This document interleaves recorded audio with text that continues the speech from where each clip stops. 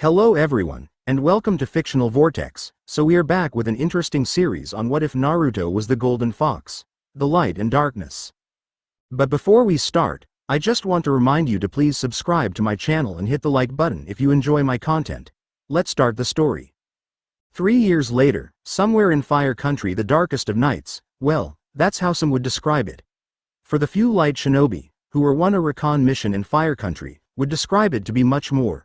To the survivors, the night is filled with horror. 4 of the remaining 15 survivors found themselves running through a forest in hopes of salvation. Salvation from the murderous men in black cloaks with red clouds. "We have to get out of here. They're not normal shinobi. We can't deal with them," the younger green-haired girl of the bunch stated as tears were streaming down her porcelain cheeks. The only remaining Junin, Sakaro, who was bald, sported a beard, and looked to be in his 30s, couldn't agree with the girl more. The situation that they were in was very grim. He knew that this was going to be his last night alive. He only wished he could see his beautiful wife and 2 dogthers once more. Skidding to a halt, the Junin stopped. The 3 remaining Chunin stopped as well. A male by the name Tekka, who looked to be no more than 19 years of age, addressed the captain. "Sir, we're completely surrounded." "I know. Well everyone, I don't know about you guys, but I'm not giving up till the very end. If they want my life, they're going to have to take it." The last shinobi, who was a female in her mid-20s, Zuki, who had a tribal symbol on her face, smirked. "Damn right. Why don't you black cloak red cloud bastards come out?" Soon enough, the group was surrounded by 27 shinobi in the Akatsuki cloak. With a hood covering their face, no one could make them out. It didn't matter really, what mattered was trying to get out of here alive. The remaining light nins readied their kunais in preparation for their last stand. The younger female of the group was nervous to say the least. "Okay Okani, you're 16, you never kissed a boy and you're about to die. This can't be real." "No, I'm a shinobi of the light, the strongest village in the world. I can't die here. I don't want to die here." One of the Akatsuki cloaked shinobi stepped forth. Focusing his gaze on Okani, he addressed the rest of the members of his group. "Kill the girl." "Amatsu Kenjutsu. Kamasora Eji," was all anyone heard before slashes of chakra tore through the Akatsuki shinobi. The one, who gave the order to kill the girl, avoided the technique, jumping back to create distance between himself and the remaining light nins. He glanced up to see the source of the attack. Standing on the branch of a tree, dressed in a blue spandex bodysuit, with the chest area covered by a familiar black vest and the light headband wrapped around the bicep, the group only knew of 2 people capable of that jutsu. One was their Karikage and the other was an heir to the Minashu clan. It didn't take long for the wind to stop, and when it did, the face that was covered revealed familiar emerald eyes to the shinobi from the light. "Hayami-san!" Okani shouted. The cloaked enemy narrowed his eyes under his hood. He could not take his chances with this girl. She quickly dispatched all 26 of his minions. "This girl is dangerous. I have 2. Before he could finish his thoughts, he found himself falling to the ground. How could she have moved that fast? I didn't even see when she moved. Slowly placing her sword back in its sheath, Hayami, who was now behind her enemy, slowly turned and walked up toward the man. Her intentions were to gather as much info from the man as she possibly could, which is why she left everyone alive. However, the shinobi had other intentions. Performing a hand sign to invoke a jutsu, the Akatsuki member blew himself up. Hayami noticed that he set off a chain reaction. All of the shinobi that she left alive did the same. "Geez. Now I can't get any info from those guys. What the heck is going on here?" Okani ran up to the girl and embraced her. "Hayami-san. It is so good to see you. It's been 2 years since you left?" "It has, Okani. I was actually heading back to Sun Country. I wanted to surprise Naruto Nissan before you woke." "Well, what matters is getting you guys too." An explosion behind the group caused everyone to fall to the ground. Jumping up quickly, Hayami turned to the direction in which the explosion occurred. "What the hell was that?" the captain of the group said with a bit of curiosity in his voice. "We should head home, Captain." Okani's fear grabbed hold of her. She wanted nothing more than to get out of there. Hayami on the other hand couldn't place it, but something was off. Everything in her instincts was telling her to find out what was going on. Without hesitation, she took off in the direction of the explosion. "Hayami." Yelling her name to come back was an exercise in futility. "Shit, she's going to get us all killed." Refusing to leave her to her devices, the Junin took off after her, the rest followed suit. On a cliff a few miles away, the aqua-hair female in an Akatsuki cloak stood at the edge of the cliff watching all the battles transpire. So it would seem that our soldiers are not equipped to deal with someone of the Minashu's caliber. I wonder what Master will think. It is of no consequence.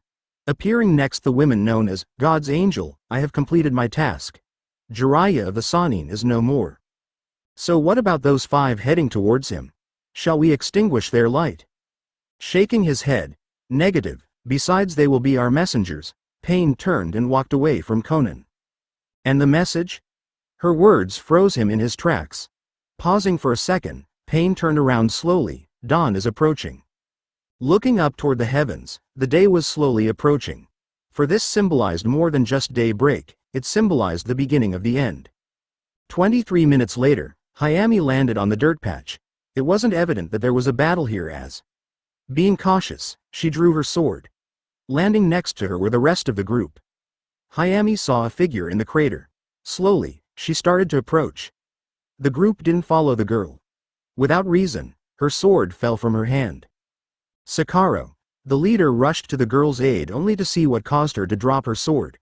Looking down into the crater, he saw an old man with white hair barely clinging to life. Jumping in the crater without hesitation, Hayami was now gazing at the man she recognized as Jiraiya. Jiraiya Gigi, wake up Jiraiya Gigi. Ha! Hayami, is that you? A smile graced the girl's face. You're okay. Gigi. What happened? It doesn't matter, save your strength, I will take you to Konoha right now. We're only about 25 miles east, right? Jiraiya stroked the girl's cheek. Don't bother, I'm dying. Besides, Tsunade has been notified. You sure did grow up. Too bad you're not 18 yet. Gigi, no more jokes, I'm taking you home. Hayami was trying to hold back her tears, but it was next to impossible. Hayami, don't worry, I'm on my way there. Gigi, Naruto ni is going to hate you. I know. Jiraiya was struggling to catch his breath. It was apparent that he only had minutes to live. We will make sure you are okay, Gigi. Tell Tsunade I'm sorry. LL Naruto to summon Gamamikichi. I. Everyone watched as Jiraiya struggled to get out his last words. While he coughed up blood as he struggled to get the words out, Hayami gazed on the man who was a grandfather to her. What is it, Gigi? The words never escaped his lips. Jiraiya's battered body went limp in Hayami's arms. Jiraiya was dead. Hayami pulled the Sannin close to her chest while tears escaped her closed eyes. A few hours passed, it was morning and Hayami was still sitting with a dead Jiraiya in her arms. Sakaro tapped her on her shoulder. Hayami, we should leave. I'm not leaving him. Chosen his words carefully. I don't mean leave him behind, no. Ed, to get out of here. We are in enemy territory. Too late. Zuki readied her kunai as Leaf Shinobi surrounded the group. The rest of the group got into a defensive stance. Light Shinobi, stand down. We mean you no harm. The group turned to see a black spike-haired Junin with peach fuzz on his jawline. With the standard leaf vest, matching the color of the light Shinobi, Konohamaru stepped forth with his group. How can we trust you, leaf vermin? Zuki asked. We are only here on Tsunade's request. We will be taking Jiraiya-sama body back to the village for a proper burial. Ranpu, Makinu, please retrieve the body. Hayami drew her sword. Konohamaru Nisan, I'm sorry but I will carry him back. Please, notify Naruto Nisan immediately. Konohamaru looked at the girl whose gaze was focused on Jiraiya. Okay. We should get a move on it. Makinu, lead our guest to the village. I will escort Hayami back. Yes, sir. Makinu turned to the group. Let's move, everyone. All left the scene except Konohamaru and Hayami. Konohamaru walked up to the girl and knelt next to her. When she looked up into his eyes, she broke down. Why, Konohamaru Nisan? Who could have done this to Gigi? I don't know, but we will find out and make whoever did this pay. Come on, Hayami, we have to go. Hayami didn't want to move, but she knew she couldn't stay there forever. Picking Jiraiya's body up and throwing it over her shoulder, she nodded, informing Konohamaru that she was ready. The two left the scene. The next stop was Konoha. Sunlight Village. It was your average morning in light. The sun was shining and the Karikage was behind his desk filling out paperwork involving mission request, shinobi promotions, etc. I really hate this part of the job. How does Gaara and Oba-chan do it? A bright idea formed. I'll get this all done in no time. Kage Bushin no Jutsu. 20 Narutos appeared. Okay guys, let's get this done. The group divided the papers and continued with the paperwork. Suddenly, a shinobi busted through the doors. Karikage-sama. I have startling news from the Leaf. All looked up. What is it? I'm busy. Of the 4 teams we sent out on recon a few days ago, only 4 members have survived. It seems that they were attacked by shinobi wearing black cloaks with red clouds. Akatsuki. Naruto eyes widened. What about the remaining members, are they all right? It would seem that Hayami-sama was heading home when the group was under attack. She dispatched of all 27 Akatsuki. 27? Naruto said with a little shock. Akatsuki is a group of 10 shinobi. According to Sasuke, his ancestor, being the leader would make 11. Something is off. Okay, why are they in Konoha and not here? Putting his head down, well sir, you see, Hayami and her group discovered Jiraiya of the Sannin beating to death. Naruto eyes expanded. The proverbial knife had pierced his heart. Jiraiya, Arrow Sennin, the man he thought of as a grandfather was dead. In a low voice, leave, sir, Naruto's voice elevated, I said leave. The young shinobi wasted no time leaving Naruto behind.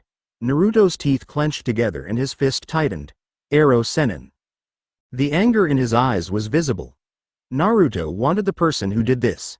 Knowing that Akatsuki was in the area, he suspected that one of them was involved. Wasting no time, Naruto rose from his seat.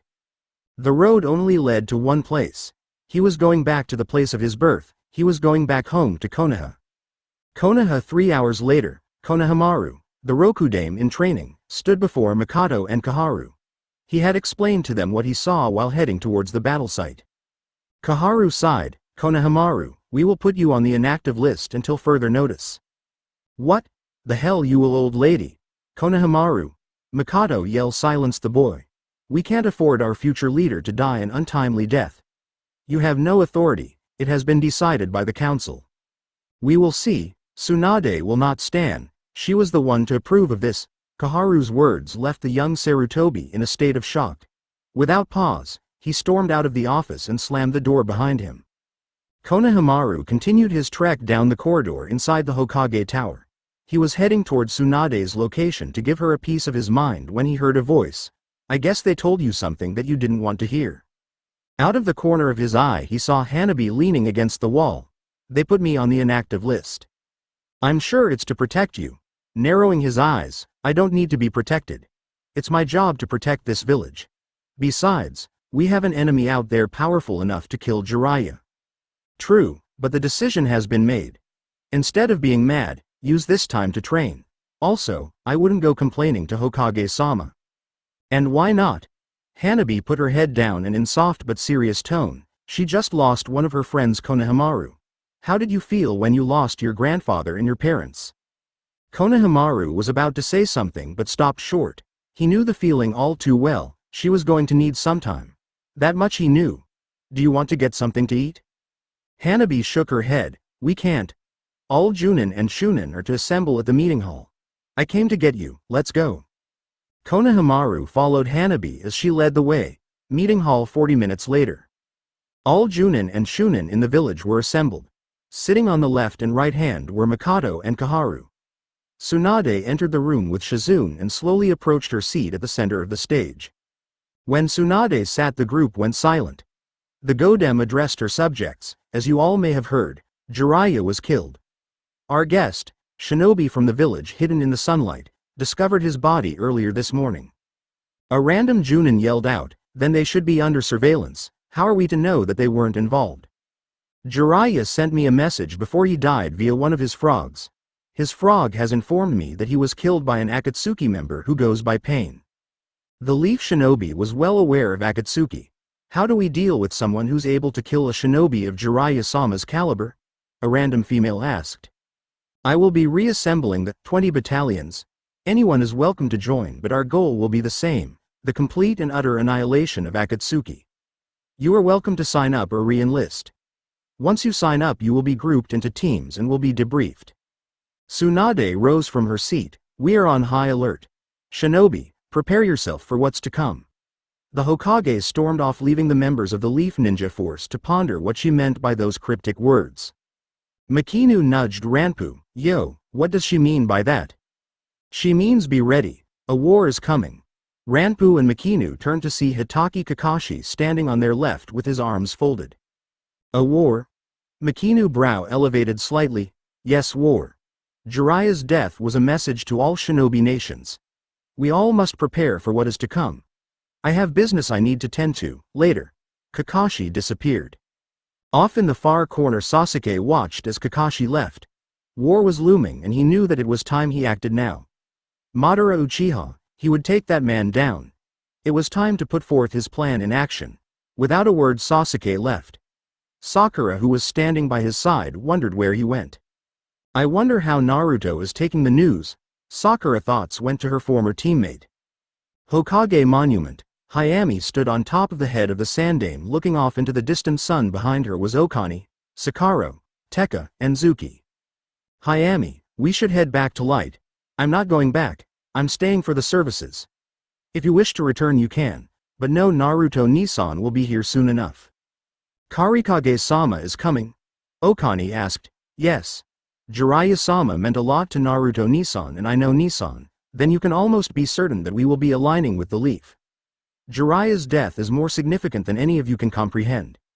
Akatsuki just opened Pandora's box, and what they've unleashed is a dangerous golden fox. But Hayami turned to the group with her Naiteki Raikon active. They unleashed me. Hayami turned back toward the village. I will make sure that your death wasn't in vain, Gigi. Konoha. 5 hours later, night was approaching. The gates to the Leaf Village opened as shinobi from various villages allied to Konoha came to pay their respects. Shikamaru, Tamari, and their 4-year-old son entered the village, followed by Rin, Sasama, Yumi, and Mai. The group was accompanied by a small brigade of light shinobi. Among the group, Naruto was not in sight. Ino, Choji, Lee, and Neji landed before the group. Ino and Choji embraced Shikamaru. It's good to see you, Shikamaru. Likewise, Choji. Ino, you put on some weight, I see. It looks good on you. Ino blushed. Thank you, Shikamaru. Neji interrupted the small talk. Where is Naruto? Yumi answered. Naruto left before us. He's been in the village for hours now. Ino, Neji, Choji, and Lee were all surprised to discover this. How did he enter the village undetected was what ran through all of their minds. Shikamaru shook his head. Konoha is getting sloppy. Besides, Shikamaru pointed toward the Hokage monument. Turning toward the monument, the group saw a figure in a black and orange cap standing on the Yondaime's head. Hokage monument. Naruto was looking off into the distance. Hearing a familiar voice, you enter my village without so much as a hello. Seeing as you've been here for the last 3 hours, I was expecting you to come seek me out. Bon, are you prepared for what's to come? As much as I will ever be Naruto. Jiraiya left me a message. I heard it all from Gamaikichi. So Ero Sennin trained this pain? Tsunade nodded. This pain isn't just any shinobi. He possesses the Rinnegan. Even you should be cautious when confronting him. I'm not going after pain. You're not? Tsunade didn't expect that from Naruto. No, I'm going after Uchiha Madara. In order to cut down a tree you don't start with the branches. You aim for the trunk that supports it. I'm going after Madara to end this. Well, looks like we have the same goals. Naruto glanced behind him to see his longtime rival Uchiha Sasuke. I don't think that is wise. Kakashi appeared next to Tsunade reading his book. He's right, you know. Naruto watched as Sakura land next to Tsunade. With a smirk on his face, so it seems like all of Squad 7 is here. Kakashi, I'm going after Madara, that's all there is to it. Naruto, you will be doing what Akatsuki wants. Did you forget what you carry? This isn't Isu. I'm well aware of that. Which is why I request that your Hokage grant me a small contingent of her finest shinobi, of my request. Tsunade narrowed her eyes in out of curiosity. What are you planning, Naruto? I'm planning on eliminating Akatsuki. So what do you say? Naruto waited for an answer. Who do you have in mind? They're all here. Sasuke, Sakura, and Kakashi. After Jiraiya's funeral I will be back in 2 weeks. Sakura, Sasuke, and Kakashi be ready by then. Naruto left in a burst of light. Tsunade shook her head. I didn't even give approval. It is of no matter, we will prepare for Akatsuki, but for now, prepare to say goodbye to one of the greatest shinobi I've ever known. Let's head back to the village.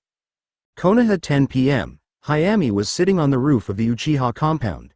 She hugged her knees as tight as she could, while trying to forget what she saw nearly 17 hours ago. She heard that Naruto was in the village, but she was certain that he was taking care of some official business. Hearing footsteps inch close to her, she turned to see the brother that she hadn't seen in 2 years. Naruto Nisan. The girl jumped up and embraced her brother in a tight hug. It's been too long, Yami-chan. You've grown so much. Geez, what has Shinji and Hinata been feeding you? Naruto said to try and lighten the mood. Naruto Nii, it's not your fault. Naruto broke the embrace and walked behind Hayami. There was nothing you could do. It doesn't matter now. We can't change the past, so we will move forward. We're leaving after everything is over. Naruto informed the girl as he looked off into the distant moon. What are you going to do, Nii-san? I know you are planning a course of action. That being the case, I want in. Naruto shook his head. Hayami, you're not getting involved in this. This is something that I will deal with. Hayami's voice elevated, but I'm stronger now and I'm one of the best in light. Not only that, I can. Naruto quickly turned around with a look of contempt on his face and yelled out, I said you're not getting involved, and that's final. Narrowing her eyes, I'm not some little kid that needs you to protect her. I'm a warrior, Nisan. Trained by the greatest shinobi ever, and I'm one of 3 people in the whole world who is a master of the heavenly sword style. Do not write me off as someone who can't take care of herself. I said you're not getting involved, that's that. Naruto turned away from the girl and disappeared in a colorful display of lights. Hayami, on the other hand, remained on the roof of the Uchiha compound, clenching her fist. Naruto still thought of her as some little kid. She wanted so much to prove to him that she was an able warrior. Nii-san, I will show you that I can help. I'm not the same little girl. Morning 9 a.m. Morning in the Leaf Village was usually sunny and peaceful. However, it was as if the gods themselves were mourning the loss of a friend. The sky was masked in clouds while rain fell from the heavens. On the headstone there was a picture of Jiraiya with a big goofy smile. Tsunade, who was standing facing everyone, in front of Jiraiya's coffin, held all of her emotions inside. Well, what was left? She cried most of last night when she was alone. Looking up at all who gathered, she noticed a few shinobi from various villages, even a few leaders. She began her speech. Village wall. Standing on the village wall, Pain and Conan loomed over the village. Jiraiya-sensei, it's sad but we had no other choice, Conan commented. I would never have won if he knew my secret, which is the highest compliment that I can give you, sensei, Pain stated. This reign, Pain, Conan turned to her friend, is for the man who taught us the way of the shinobi and gave us the tools to reshape the world. Let's go, we have to get back. Conan nodded and the two disappeared from their location. In the crowd, Naruto was standing next to his wife and their 3-year-old son Uzumaki Aori. The boy was a miniature Naruto, minus the whisker birthmarks present on Naruto. Yumi was standing behind the boy with her hands on his shoulder. Mai, on the other hand, was trying not to cry. Her and Jiraiya were really good friends. She only wished she could talk to him once more. Jiraiya was a feather in the wind. He went wherever the wind blew him. But unlike most feathers, he came back to her time and time again. As Tsunade went on about friendship and love, Mai could no longer restrain the tears from falling. The younger Aori saw that his grandmother was crying. Turning to his father, he tugged on his leg. Father, why is grandma crying? Naruto knelt to his son's height. Grandma is sad, Aori-kun. You see, one of her good friends is dead. Papa is sad as well because he was a very dear person to me. I don't like when people are sad, Papa. Why do people die? Aori asked with innocent eyes. Sometimes it's because they are too old and it's just their time. Other times, bad people believe they can take the life of anyone they feel. In this world, Aori, there is good and there is bad. It's those who do good and strive to make the world as peaceful as it can be are the ones to shape the world. Remember, Aori, protect those close to you and strive to make the world a better place. Yumi knelt down. Remember, Ri-kun, she pointed to his heart, that separates us from those who wish and inflict harm for the sake of it. Let your heart be your guide. Naruto didn't realize that the procession was now coming to a close. Everyone was walking up to place flowers on Jiraiya's headstone. Only those who did so. Hayami, who was behind Naruto, whispered, "Ni-san, can we talk when this is over?" "Sorry Hayami, but I have a few things to take care of. We will talk when I get back to light." Wondering why he was staying behind, "You're not leaving with us?" "No, I have some business to take care of. You on the other hand will be heading back with Yumi, Mai, and the others. Sakaro is in charge, you will take your orders from him." About that, it wasn't open for discussion. "I will see you back in light. Be on alert though and don't do anything stupid. You sense danger, you get everyone to safety." Hayami put her head down and nodded. The two slowly approached the coffin. Naruto and Hayami both placed a white rose on the coffin. Naruto however pulled out a dirty magazine and placed it over the flowers. "Something to read on your trip, Jiraiya-sensei." Naruto smiled, then walked off, followed by Hayami. Heading out of the tower, the sun started to break through the clouds. Spotting Yumi, he walked towards his family. He noticed Sakura, who was standing with her 3-year-old son Hidoko. The younger Uchiha shoulder-length black hair, and his mother's emerald-colored eyes.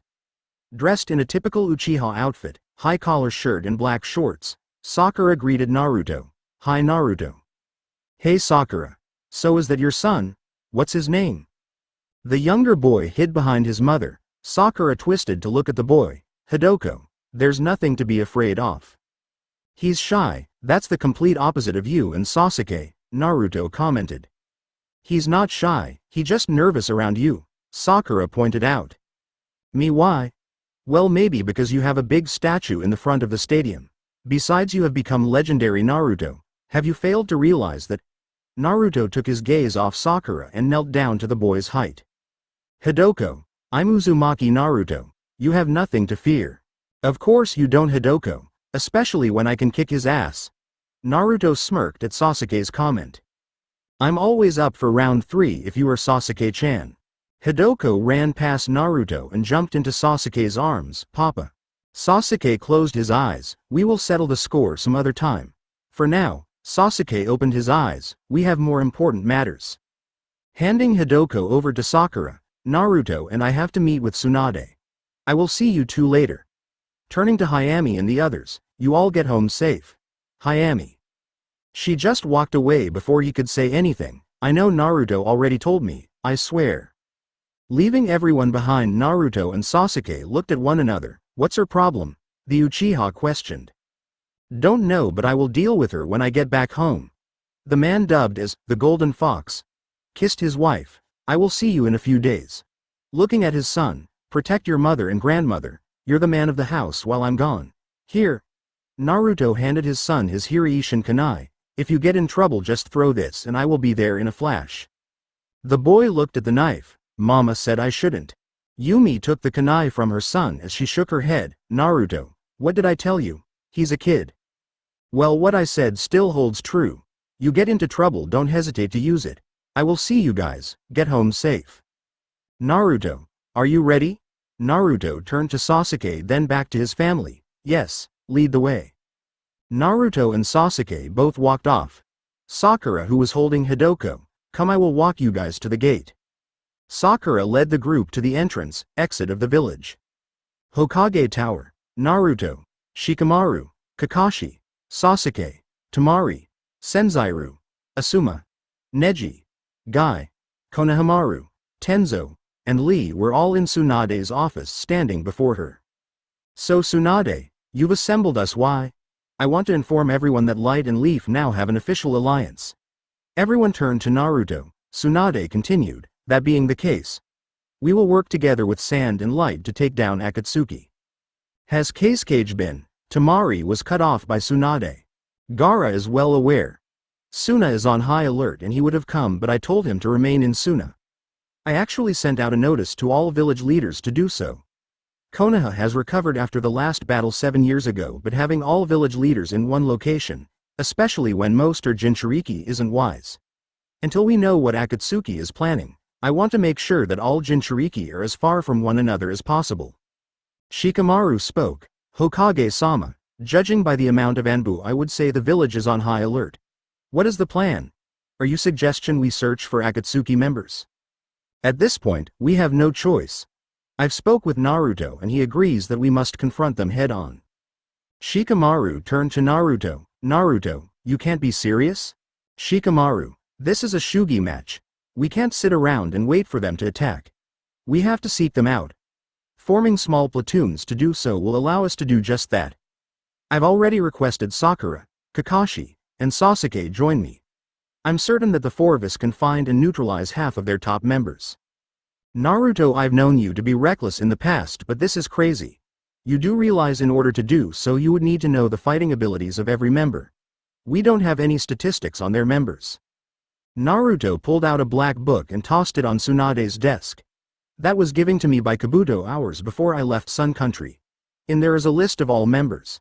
This was a list that Orochimaru comprised during his time in the organization. I guess his goal was to destroy them when he was done with Konoha. What did Kabuto want from you, Naruto?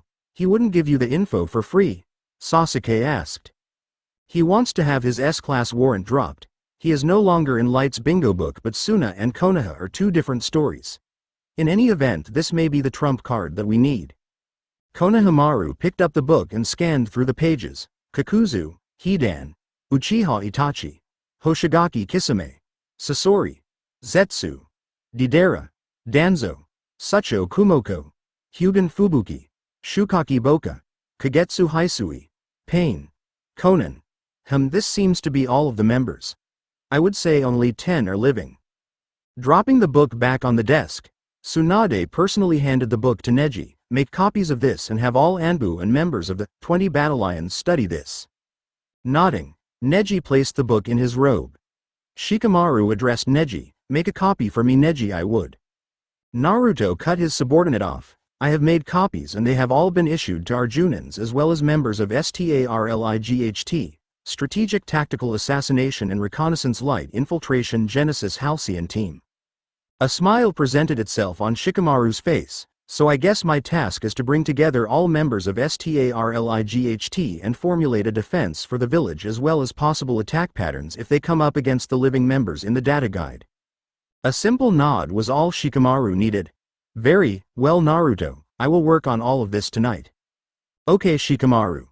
I have a special mission for you. You and Temari will remain here, Konoha, for the next 2 weeks. You two will be working with Konoha's advisors and formulating strategies that will work best with Leaf, Suna, and Light. Kankuro will arrive here tomorrow with a few Suna advisors. You all will go over this. Shikamaru and Naruto nodded. Once that is done, Temari, you and Kankuro will head to Suna and inform the Cage of our course of action as well. I will be heading back tomorrow. Cowan, Safaya, Asado, and Gaara have been notified. I'm sure they're all on high alert and making preparations. When I return in 2 weeks, you two will return home. There we will plan a course of action for our own village. Temari understood her mission. Her only concern was her son. However, she figured he could remain in Konoha with Shikamaru and his grandparents. There was no need to worry. He would be safe, she thought.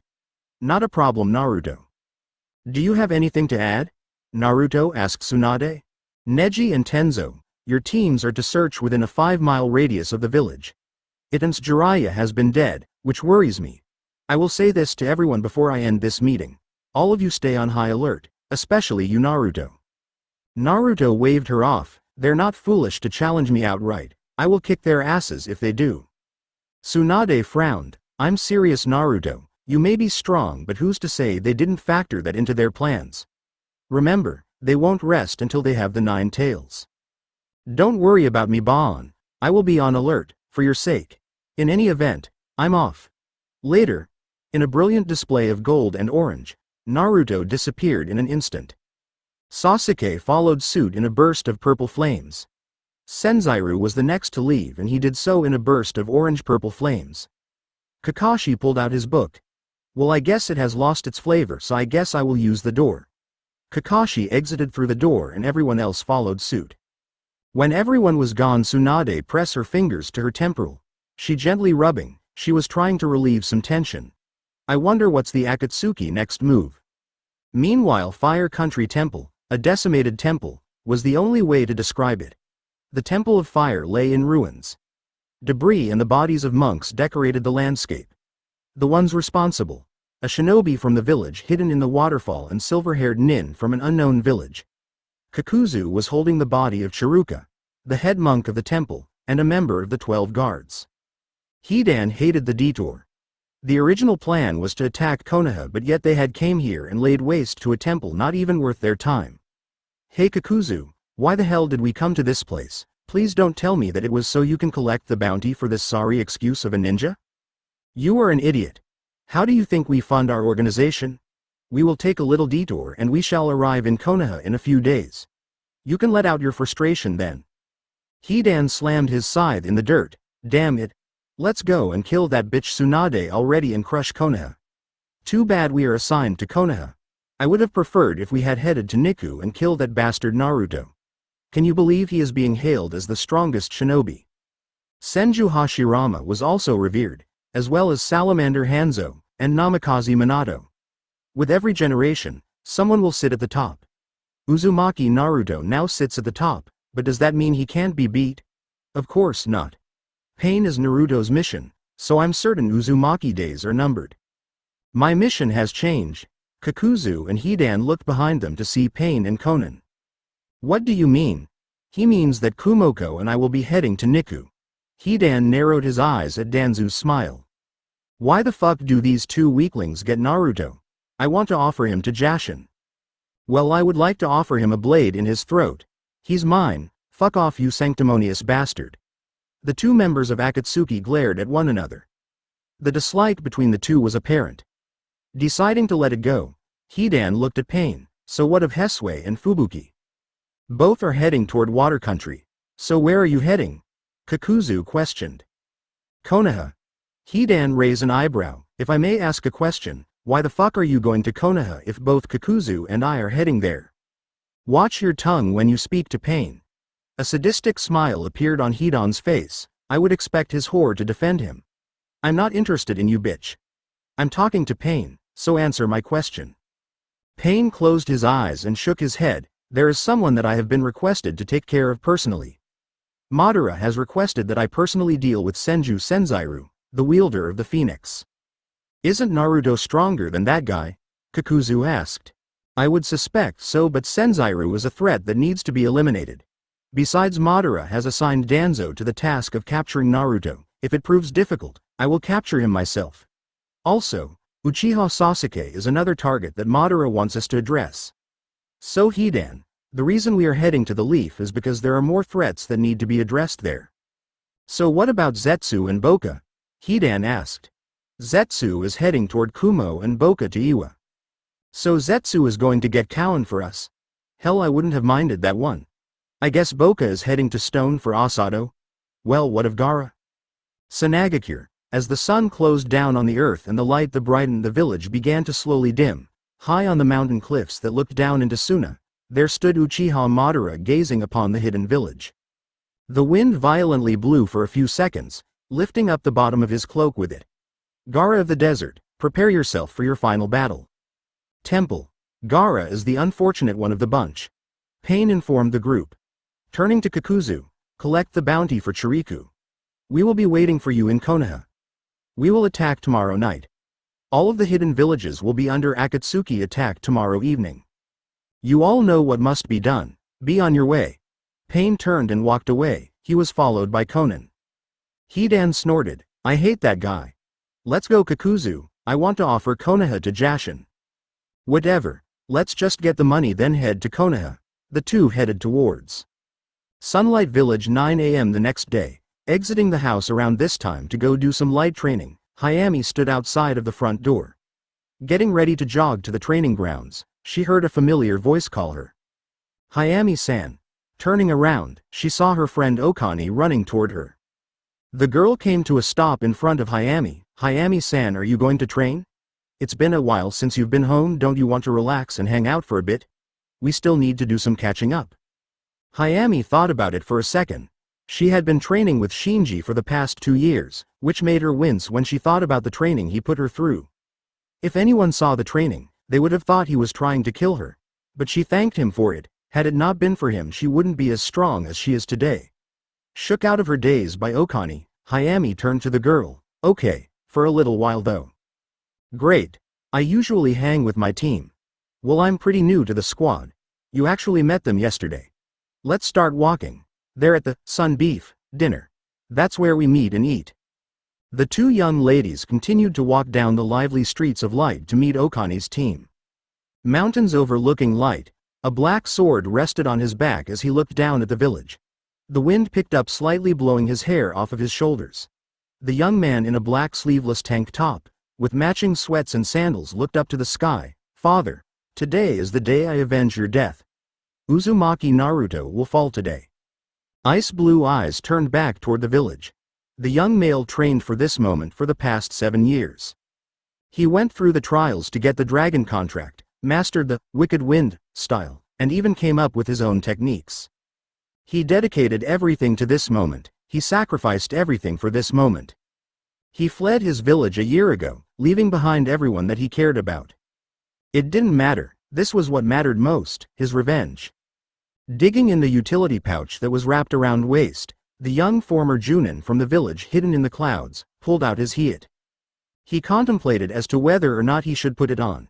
An image of his father wrapping the hiat around his head when he graduated flashed in his memory. The memory initiated his decision, tied the hiat around his forehead. Gripping his sword with his hand wrapped in gauze, Hiyayaka Rado was ready.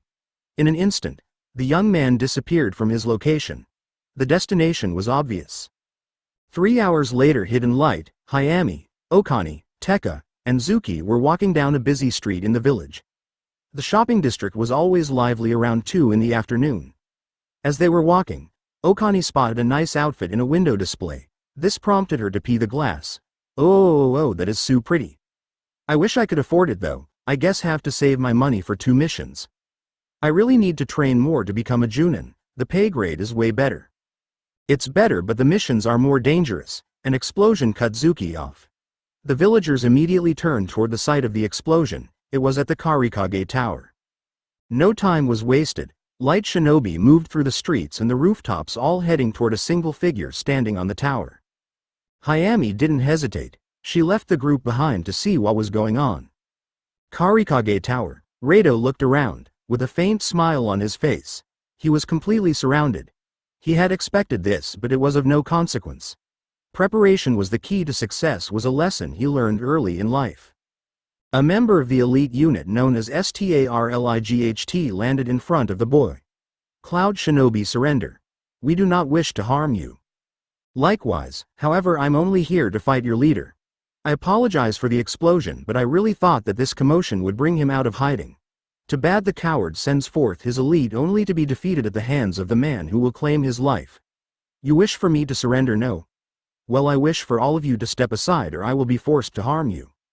Rado was now flanked by members of STARLIGHT from all angles. Sir, he is not listed in the manual Karikage issued, which means he's not a member of Akatsuki. I'm well aware. Neutralize the threat. The masked captain ordered the members of Light's elite Anbu to do so. Before they could react, blood erupted from their chest. What was most amazing was that Rado was now gone from his location. The captain was able to follow the boy, but barely. Turned to the building across from the tower. His speed, everyone stay on alert. His shunshin is too fast. Bringing forth the sword that was on his back, the captain addressed the following Junin. Everyone, provide support. I will neutralize the threat. Rado laughed. You barely could keep up with my movements. I don't think you will be neutralizing anything. Just bring me to your Karikage. I don't want to hurt you. Rado's eyes widened as he sensed a presence behind him. Avoiding the sword that was aimed at his back, Rado jumped out of the way. Rado observed the girl that had attacked him. With her gaze fixed on her would-be opponent, Hayami addressed the captain. Sir, I'm going to have to ask you to step down. You are not equipped to deal with this man. The captain, who was still standing on the roof of the Karikage Tower, addressed Hayami. Hayami-san, you don't understand the situation. You are a mere chunin. He is clearly out of your league. I outrank you, so you will. That sword is the legendary Dragon's Fang. The fact that he has Cloud Headband and wants revenge on Naruto means he is a relative of Hiyayaka Aisu, the late Godem of the Hidden Cloud Village. What is your name? Hiyayaka Rado. I recognize you. You're that little girl from the Minashu clan. Where is Naruto? Raido's expression became serious. Naruto is not here in the village, but any issues that you have with Naruto you can address with me. Hayami unsheathed her blade. Raido smirked, heavenly sword. I hope that I am fighting a master of the style. A novice will do nothing but get hurt challenging me. Hayami's grip tightened on the sword. Don't underestimate me. The captain feared for the girl's life. She doesn't understand what she's up against. I have to stop him before he kills her. Grabbing his sword, his intent was to attack Raido, but he found the sword implanted in his left foot. Raido rested on one knee with his hand wrapped firmly around the sword that pierced the man's foot. The pain caused him to fall to his right knee. Raido whispered into his ear, "This fight doesn't concern you, rest here." Pulling the sword off of his back, he brought it forth to block the incoming sword. The two swordmasters faded from everyone's view. The Junins only saw flashes of and heard the sound of metal clashing as the two engaged in a heated exchange. Landing on the ground with her left arm limped and blood trickling down it, Hayami glared at Raido, who gave off a superior grin as he stood before her with his sword resting on his shoulders. The grin faded when a thin cut appeared under his left eye. Touching his face, the visible specks of blood on his index finger verified that he had indeed been cut. "I don't believe I got your name." "Minashu Hayami," the girl said while panting. "Well, Hayami, you are indeed strong and are a true heir to the heavenly sword, however." Hayami's eyes slowly moved behind her as Raido appeared. "Shit, I can't react fast enough to block or dodge. I should have removed the seals when I had the chance." Only one option. Before Hayami could make her move, a cloud of smoke appeared covering her and the attacking Raido. When the cloud cleared, Hayami was shielded behind a frog that had blocked the attack. Raido narrowed his eyes at the frog. "Why you? Those who wish to harm the citizens of my village will not get off easy." The crowd of shinobi that were gathered turned to see a shadowy figure standing directly in the sunlight. When the light faded, the crowd had a better glimpse of the Karikage. Eruption of cheers could be heard throughout the village. "Karikage-sama." Raido ignored the frog and turned toward Naruto. "So you finally arrived. I was getting bored with the warm-ups. Are you ready to die, Uzumaki Naruto?" Naruto recognized the boy. He even recognized the sword. He knew that this day was going to come. After Conan had informed him, he has pretty much been waiting until it happened. He knew the boy just wanted revenge on his father. Nevertheless, he wouldn't go easy on him. There's no mistaking it. That's Isu's kid. So he is the wielder of the dragons. He has certainly become stronger. I don't have time for this. I will end this in a flash. Naruto addressed the boy. "You came for vengeance. I understand that you wish me dead, but the cycle will have to stop somewhere. Your father's goals were just, but the means by which he tried to achieve them were not good for the world. He put me in a situation that he would either have to change or die. Understand that I will not go easy on you. I don't expect you to. Besides, I have surpassed you in every possible way. 7 years I've trained for this day. I've trained myself to be strong, with the sole intent of killing you. You stand at the top of the shinobi world.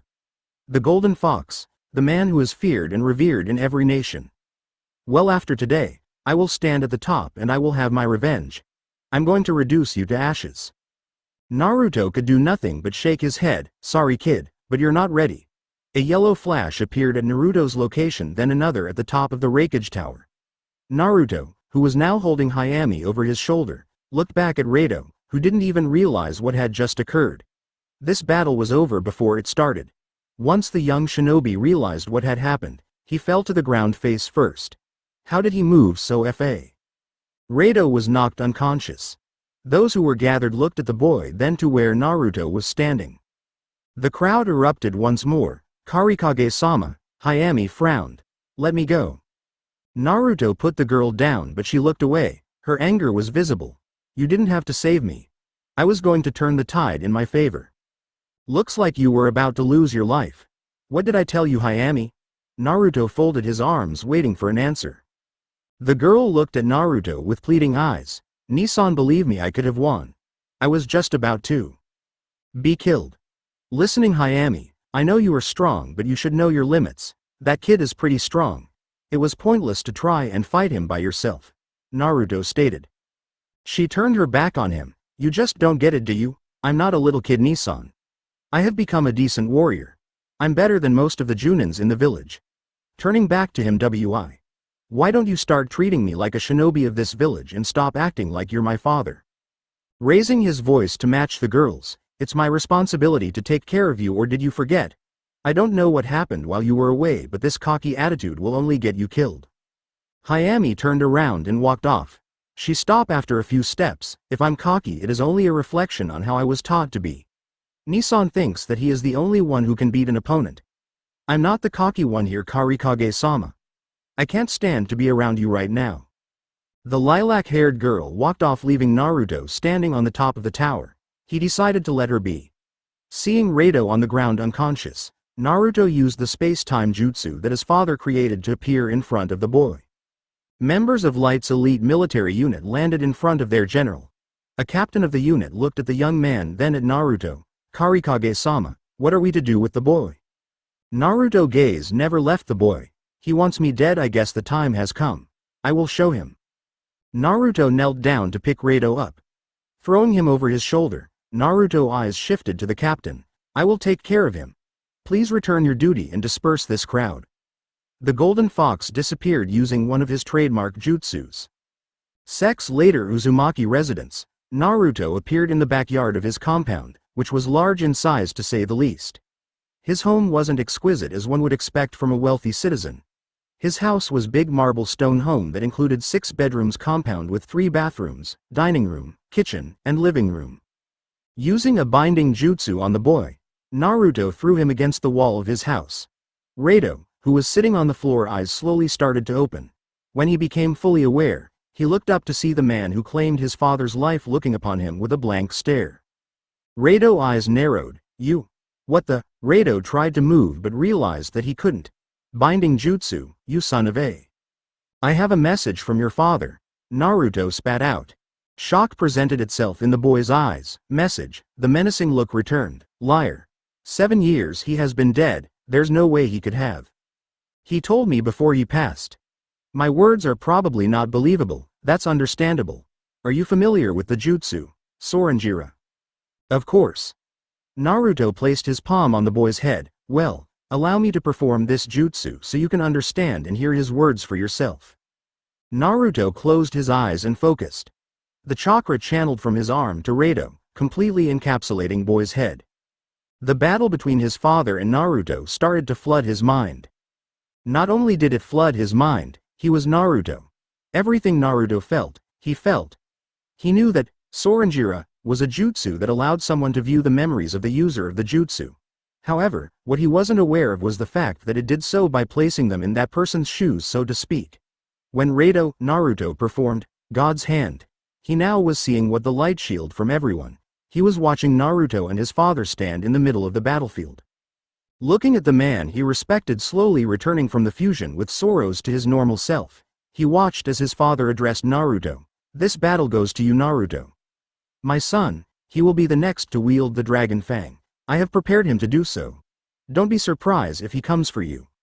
I have 2 final requests, Naruto. When Rado confronts you, use Soranjira. Now please don't mind me, Uzumaki Naruto, when I call you Rado.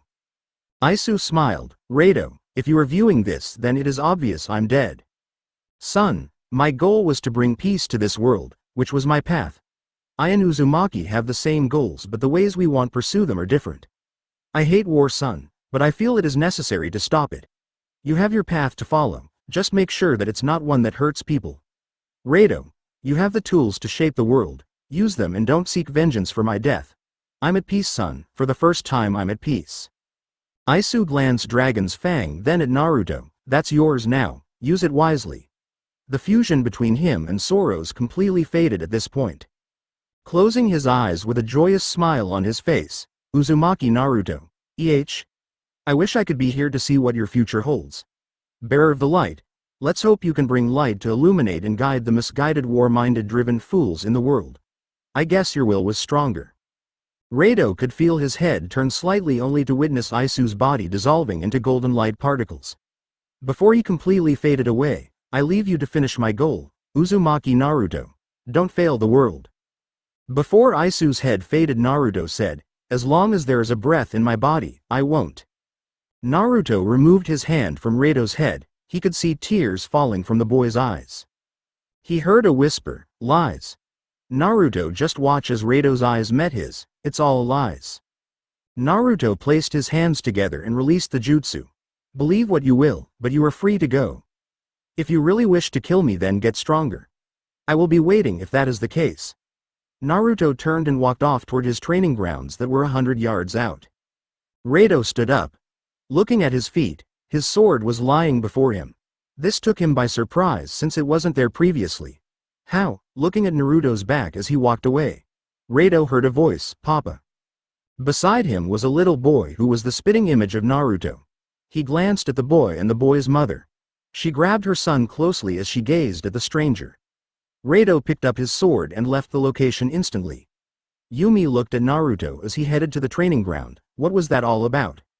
The boy was sad that his father didn't respond. Yumi tapped Aoki. Papa is busy right now, and he will play with you when he returns. Let's go back inside. Yumi led the boy back in the house but turned to look at her husband before she stepped in. What's troubling you, Naruto? Training grounds. Hayami was kicking the wooden post. Think I'm weak? I will show you. I'm strong, Nisan, I'm really strong. Sensing someone behind her hiding, Hayami turned around fiercely and threw a kunai, which was followed by another one. This one, however, was used to hit the other kunai and directed to the target that was hiding at an unreachable angle. When Yumi saw smoke come from behind the tree, she knew that her target had been hit. You don't have to send your clones to watch over me, you know. Naruto stepped from behind the tree. I didn't send my clones to watch over you. I came to talk. Hayami returned to kicking the post. I don't want to talk to you. Well then, just let me say this. Hayami, you may think that I treat you like a little kid, but I don't. Don't think that I'm trying to impede your growth. I'm trying to nurture it. You don't have to prove yourself. I can see how strong you are. You will have plenty of time to show what you are made of, but now isn't that time. Hayami stopped. You're still telling me that you don't want me fighting in this upcoming battle with Akatsuki. I can't sit around and watch the people I love die knowing I have the ability to help. I lost my family once, there will not be a second. So you can try to keep me away from this battle, but I will participate if necessary. Naruto closed his eyes. How could he reach her? Yes, she was strong, but if she were to die then, Naruto didn't want to think that. Yami-chan, why do you think I've trained you? You wanted me to be a good warrior? She asked, not really knowing the answer herself. Potential, Yami-chan, you have potential. If I'm not here, the world will need another champion to protect it. I can only see one person being that champion, and that is you, Yami-chan. You may not understand what I mean, but in time you will. Dying is not an option for you until you have become what you were destined to be. I push you, yes, I shield you, very true, but I'm training you as well. I will ironing, and one day you will finally understand what it is I'm doing.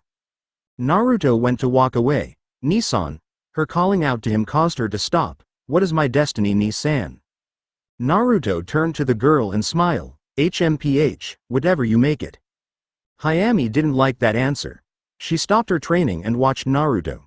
She wondered what he meant by her destiny. He didn't make any sense. She would worry about it later. She needed to head home and wash up. Nighttime, somewhere on a mountain, sitting on the ground with his back against the mountain, with one leg lying flat while his other leg was propped up, he gazed off into the night sky. With Dragon's Fang resting next to his left hand, which was pressed firmly against the ground, he couldn't help but ponder what had occurred. His goal was now reduced to nothing. As much as he wanted to believe Naruto was lying, he knew that the jutsu revealed nothing but truths. For the first time in his life, Rado was a crossroad. On one hand he could continue his path, or on the other hand he could follow another path. Father, I've spent the last 7 years training for this day only to discover that you didn't want this for me. Tears slowing crept down the boy's cheek. I don't know what to do. A few raindrops hit his face. Rado looked up at the sky. I had no idea that it was going to rain tonight. Hidden Leaf Village. Tsunade, who finally had time to mourn, was standing outside of her house when she felt rain start mix with her tears. Looking up, rain? She couldn't believe that it was raining, as there were no signs that rain was coming. Something felt weird about this rain. This isn't natural, it's a jutsu. Hidden Cloud Village. Cowan was looking outside of his window from his office. This rain is laced with chakra. They send only one after me. Are they serious? This shall be interesting. Slowly removing his robe, revealing a black sleeveless tank top, pants, and matching colored sandals, he was almost ready for battle. Slowly tying his head around his forehead completed it. He was now ready. Conan exited his office to meet his guest. Hidden Stone, Asado, the Godem Tsuchikage, was standing surrounded by the new entrants at the academy. He was talking to them about the importance of the academy and how it was essential to preparing for being a shinobi of the rock. However, he was interrupted when rain started to pour down on his village. Rain? He was surprised as well. Something is going on. Why is it raining? Hidden Mist, Safaya was addressing the 7 swords. You have your assignments. Suigetsu, Shisui, Mizuni, Rikusa, Yu-Gi-Oh, and Shizuku. Head out. Sesue, wait. The young shinobi from the Hidden Mist village stopped. Yes, Mizukage-sama? Understand that this is just a training op for you. Under no circumstances are you to use any of the techniques for Kairyu. Shisui nodded. I understand, sensei. Can I ask you a question before I go? You're wondering why I gave you Kairyu and took Sanzunokawa? Well, it's simple. I was never fit to wield that sword. Sanzunokawa was always in my future. I can't inherit everything from my parents. Enough of that, you have a mission. Shisui nodded, then left Safaya. Safaya looked up as the rain fell from the sky. Now it begins. Hidden Light, Naruto just put his son to sleep. Looking at the boy, he couldn't help but smile. What caught his eye was the rain that was falling. There were no signs of rain. Somewhere in the village, Hayami was walking down the street when she also noticed the rainfall. That's weird. There were no signs of rain on the horizon. Hidden Sand, Gaara observed the rain fall from his balcony. So it has come to this. Looking at the mountain range from his balcony, he could see an Akatsuki member staring at him. Turning to his attendant, put the village on high alert, we have an unwelcome guest. On the mountain, the time was now. Madara addressed Pain. Pain, are we all set? Pain spoke, yes, we are ready. Everyone is at their locations. We will attack on your orders. Very well then, attack. It's time to send the message. Madara faded from view once he gave the order to attack. 10 p.m. Hidden Rock, Shokaki Boka, a black-haired ember-eyed shinobi, stood on a tree gazing at the village hidden in the rock. Below him were a number of at least 300 soldiers of the Dawn, hoping down from the tree. Boka turned to the group, let's go. He began his march toward rock. 10 p.m. Hidden Mist, 2 members of Akatsuki were walking on the lake that was covered in smog. The long white-haired blue-eyed shinobi and the white short-haired green-eyed shinobi stopped in the middle of the lake. Slowly, the head of the soldiers of the Dawn started to rise from the water. The white-eyed shinobi who had on the moon head addressed the soldiers of the Dawn, leave nothing, destroy everything. The group slid back into the water. Fubuki, the green-eyed shinobi sporting the snow head, turned to his partner, looks like she is waiting for us. This makes our job that much easier. Hesue shook his head, hardly. She is the Jinchuriki of the Hachi no Orochi. We are to exercise extreme caution with her. I'm well aware of that. We're not Hidan and Kakuzu. How do you wish to proceed? Hesue closed his eyes, thinking of a course of action. When he had an idea, his eyes slowly opened. A direct attack. She's waiting, let's go introduce ourselves. The smog around the two became heavier until they were no longer visible. When the smog faded, the 2 shinobi were gone. 10 p.m. Hidden Cloud, Zetsu was traveling in the ground. He was trying to keep a low profile. Without any warning, he felt a hand grab his head and rip him out of the ground. After being flung across a dirt field, Zetsu landed on his feet only to see Cowan's back. You know, you were taking too long and I was getting anxious. Cowan turned around and gazed upon Zetsu with glowing yellow eyes. It's in a wolf's nature to hunt his prey. Sending one after me, your leader will regret this. Cowan started to slowly transform. The ivory side of Zetsu spoke, this guy is strong, and how do we deal with him? The ebony of Zetsu responded, everyone has a weakness, he is no different. We find his weakness and exploit it. Cowan smirked, finally a real battle. 10 p.m. Hidden Sand. Madara was now in the sand village. Looking around, Suna sure has changed a lot. I guess I should locate Gaara. Madara could feel the ground beneath him shake. Performing a back flip to avoid from falling into the hole that was created beneath him, Madara looked at the hole, Phew, that was a close one. Madara quickly dodged a stream of sand that came from behind. His would-be attacker was now standing before him, the legendary Gaara of the desert. Well, that was easy. Usually someone who's in a high position will send their cronies to die, but not you. I'm impressed, Gaara of the desert. With his melchonic look, don't be. I've come to kill you. Well, at least I know I'm going to get your best. That is all I ask for. Madara appeared behind Gaara, who gave a rare smile. Ready to die, Gaara? Not at all, but you're welcome to try and kill me. Madara's voice deepened. I will do more than try, Gaara. Turning around while the sand was dancing at Gaara's feet, he knew that Madara would not be an easy opponent. This shall prove to be interesting. Hidden Rock. Boka was standing before the Tsuchikage, who watched his village being attacked. The Akatsuki member informed Osato that he could come peacefully or lose painfully and be taken by force. Osato declined and decided they would fight to the death. There was no other option. Hidden Mist. So you really were waiting for us. You know, the hunted usually hide. What you're doing is unprecedented. Fubuki words generated a response from Safaya. If I were to hide, you would search until you found me. There is no reason in hiding. What about your subordinates? No one to back you up against us. The odds is not in your favor. Fubuki stated the obvious. Safaya knew she was outnumbered part of her plan. I sent them away. I detected your power about a day ago and decided that I would face you two alone. Without anyone getting involved, I don't have to hold back.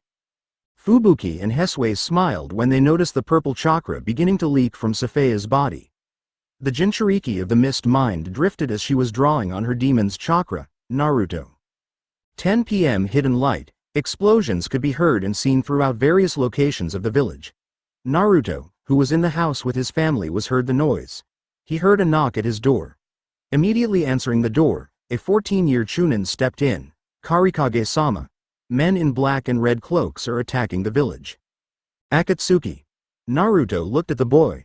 Watch over my family, I will take care of this. Before Naruto left, Yumi spoke up. Naruto, be careful. Looking back at his wife and smiling, he was gone in a flash. Yumi was worried. Naruto, be careful, something just isn't right. Roof of an establishment. Danzo and Kumoko gazed upon the village that held their target. Kumoko, water-laced hair, had a look of disgust. She had prepared for this moment and was not going to let it slip through her fingers. Uzumaki. Naruto, where are you? A smirk formed when Kumoko saw a familiar lavender-haired girl. So she has gotten older. I'm going to kill her. Danzo knew that wasn't going to happen, not when Naruto was behind them. You found us this quick, I'm impressed, Naruto. Kumoko's shock was visible in her eyes. Slowly turning around, Naruto was standing before her and Danzo with a menacing look on his face. Pain. Where is he? Was the only words that escaped Naruto's mouth. He's in Konoha right now. You want him, don't you? For killing Jiraiya, right? Well, I'm sure you can get there using Hiraishin, but know that if you do, I'm going to lay waste to this village. No one will survive, Danzo said bluntly. I'm not leaving, besides Pain has his plate full. As for you two, it ends tonight. An evil grin escaped Kumoko's lips. Yes, it really does. Displaying her newly found speed, Kumoko appeared behind Naruto with her kunai drawn. Thrusting the blade forth, Kumoko intended to pierce Naruto's jugular but was stopped by a blade. Naruto shook his head. Hayami, I thought I told you not to get involved. Forcing Kumoko back, she was now standing back to back with Naruto. I am my brother's sister. Nissan, let's take care of the trash and show them why Niku is to be feared. The girl's eyes went from emerald to an intimidating whitish blue. Naruto was proud of the girl's strength. He smiled on the inside but remained stern on the out. 4 warriors stood on top of the roof. Naruto wondered how everyone in Konoha was doing. Hidden Leaf, Conan, Hidan, Kakuzu, and Pain were gazing upon the Hidden Leaf village. Pain nodded. About fucking time. Hidan left the group. Kakuzu shook his head then followed suit. Pain turned to Conan. Uchiha Sasuke, enough said. Paper butterflies formed all over as Conan faded away. Pain, who had about 200 soldiers behind him, just brought his hand forth. His action caused them to shunshin in the village. It was time, the attack was underway. Pain just stood at his location. Looking up at the sky, The rain continued to fall. I feel a powerful presence is coming my way. So he's coming for me, just as I expected. Pain saw an explosion in the Hokage tower. He instantly knew Hidan had been the cause. Hidan was in fact the cause of the explosion. Both he and Kakuzu stood before a group of shinobi from the 20 battalions surrounding them. Hidan turned to Kakuzu. Seems like we're surrounded. These fucker must really want to die. Let the soldiers of the dawn deal with them. Our mission is the Hokage. Let's kill her. Sorry, but I can't let you do that. Hidan and Kakuzu looked to their right to see Choji, Rock Lee, and Ino before them. Hidan laughed. Look, it's Fatso, Bowl-cut, and a skank. Are they joking? For such an insult I will offer you all to Jashin. Kakuzu took a step back. I'm not involved in this, and none of them are worth any money. If someone like Sharingan Kakashi showed up, then I would get involved, but they're not even worth it. Get your warm-up, but after this we are going after the Hokage. Rock Lee shifted into a fighting stance. I wouldn't underestimate us if I were you. Choji's anger was visible. You called me fat and my girl a whore. You're going to pay for that. Choji-kun, I'm glad you want to defend my honor, but the silver-haired bastard is mine. Ino pulled out a kunai. The three-leaf nins prepared themselves for the intense battle that they knew couldn't be avoided. Other side of Konoha, the masked soldiers in Akatsuki cloaks known as Soldiers of the Dawn commenced their attack on the leaf. They were ordered to destroy all. Women, children, just everything in their sight was to be destroyed. One of the soldiers saw a woman and her son. The group of 10 that was with him looked at the leader for instruction. 2 words escaped his mouth: kill them. The soldier on his left leapt toward the women with his knife drawn. She shielded her son and closed her eyes. Waiting for her impending doom, nothing happened. A voice prompted her to open her eyes. You dare attack my village? You guys chose the wrong village and the wrong location. Now you have to face the Rokudame Hokage. Konohamaru, who was holding the Akatsuki soldier under his arm, tossed the dead shinobi at the captain's foot. He's right, you know. This was definitely the wrong location. You idiots just have bad luck. Hanabi was playing with a blade while resting against the wall of one of the establishments. Now we're going to show you how we treat people who attack our village. Makinu was twirling 2 kunais in his hand as he stepped forth. Konohamaru turned to the lady and her son. Don't worry, I will die before I let anything happen to you too. You're safe, I will protect you. Konohamaru looked at Hanabi and Makinu. Get them. The both sides engaged in battle. Uchiha compound. Around 20 Akatsuki soldiers sprawled across the floor. The one responsible stood in the center with an annoyed look on his face. Uchiha Sasuke dispatched his would-be attackers. Fools, they would have been better off taking their chances in the village. Quickly sensing a shuriken coming his way, Sasuke, without looking, tossed a kunai behind him, deflecting the paper shuriken. Turning around, Sasuke was met by a female Akatsuki member. So you're Conan? God's angel, correct? Sasuke asked with his infamous smirk. Uchiha Sasuke, God has passed his judgment. Your time ends now. Sasuke readied his sword. Madara sends you after me. I guess I will send you back as origami cranes for him to understand that you don't send a sheep to get a wolf. Drawing his sword, Sasuke was now fully prepared to engage Conan in battle. Gaara, Sasuke, Safaya, Asado, Cowan, and Naruto all were looking into the eyes of the members assigned to capture or kill them. Each warrior had one thing in common, and that was neither of them would go down without a fight. On a cliff overlooking Konoha, I was waiting for you. I know. This is the perfect spot. Yes, I figured that I would get your best if you weren't focused on anyone in the village. Just you and me. Are you ready? With the phoenix claw drawn, Senju Senzairu's sinister smirk only became more sinister when thunder terrorized the sky. Pain slowly turned around. Senzairu noticed he was surrounded by 6 shinobi, all with the Rinnegan. It would be disrespect to Jiraiya if we didn't fight to the death. Pain, in Yahiko's body response, was a nod. I agree. This battle will be decided by who lives. Senzairu didn't know what to expect, but at least he knew one thing. He knew how to fight Pain, and he thanked Jiraiya for that. This battle was not going to be easy, but he was ready to protect Konoha and perhaps end it all tonight by stopping Pain. Shifting into a fighting stance, he waited for Pain to attack. He was prepared, he was ready. It was all or nothing, no turning back, none whatsoever. Light Village, entire landscape of the hidden Light Village. Citizens there were in chaos and panicking in the street as they ran for safety away from the menacing soldiers in black cloaks. Kunai tore through the unlucky citizens. The shinobi of the village found themselves having a slightly harder time than usual fending off the soldiers. Running through the streets was a little girl in a long t-shirt with no shoes on her 7-year-old feet while holding her teddy bear, was being pursued by one of the man-cloaked shinobi. Tripping over a rock and bruising her leg on the ground, she looked up. Terror was visible in her eyes as she watched the soldier inch closer. Before the soldier got any closer, 5 kunai pierced the chest. Landing in front of the girl with soaked orange hair, Sasama turned to look at the little girl on the floor. Approximately 20 members from the Fuma clan landed behind her. A younger boy, who had to be no more than 15, stated, "Sasama-san, we have to stop them from penetrating the village any further." "Yes, I'm well aware of that. Okay everyone, it's time to split up and take the enemies down, the faster the better. I will take the girl to safety, the rest of you head out." The group dispersed and Sasama picked the little girl up, giving her a reassuring smile. "Where are your mommy and daddy, sweetie?" The little girl started to crying. They were killed by those bad guys. Sasama felt bad for the girl. "What's your name, Sutemi?" "Well, I'm Sasama. I'm going to get you to safety, let's go." He looked at the rooftop that was at least 200 yards away. "Naruto, be careful." Rooftop, Naruto and Hayami were both back to back, watching the 2 senior Akatsuki members. Naruto's eyes were on Danzo while Hayami's eyes never left Kumoko. Hayami's eyes shifted from left to right as Kumoko appeared in front of the girl, who blocked the kunai from piercing her chest with her sword.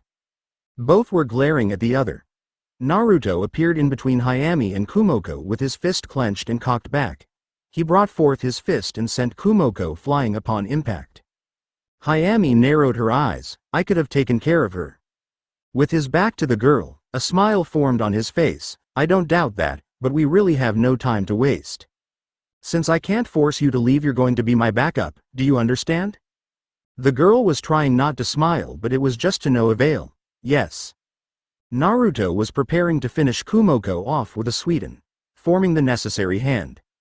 Seals, a vortex formed around him. Suiden. Daibakufu no Jutsu, a stream of pressurized water shot toward Kumoko. The water stream stopped, as it was dispersed in all directions. The cause was Danzo, whose left hand slapped the jutsu away. Kumoko was on the ground looking up at Danzo. "Get up, Kumoko, we have a job to do." Kumoko slowly rose, wiping her wet hair out of her face only to glare at Naruto.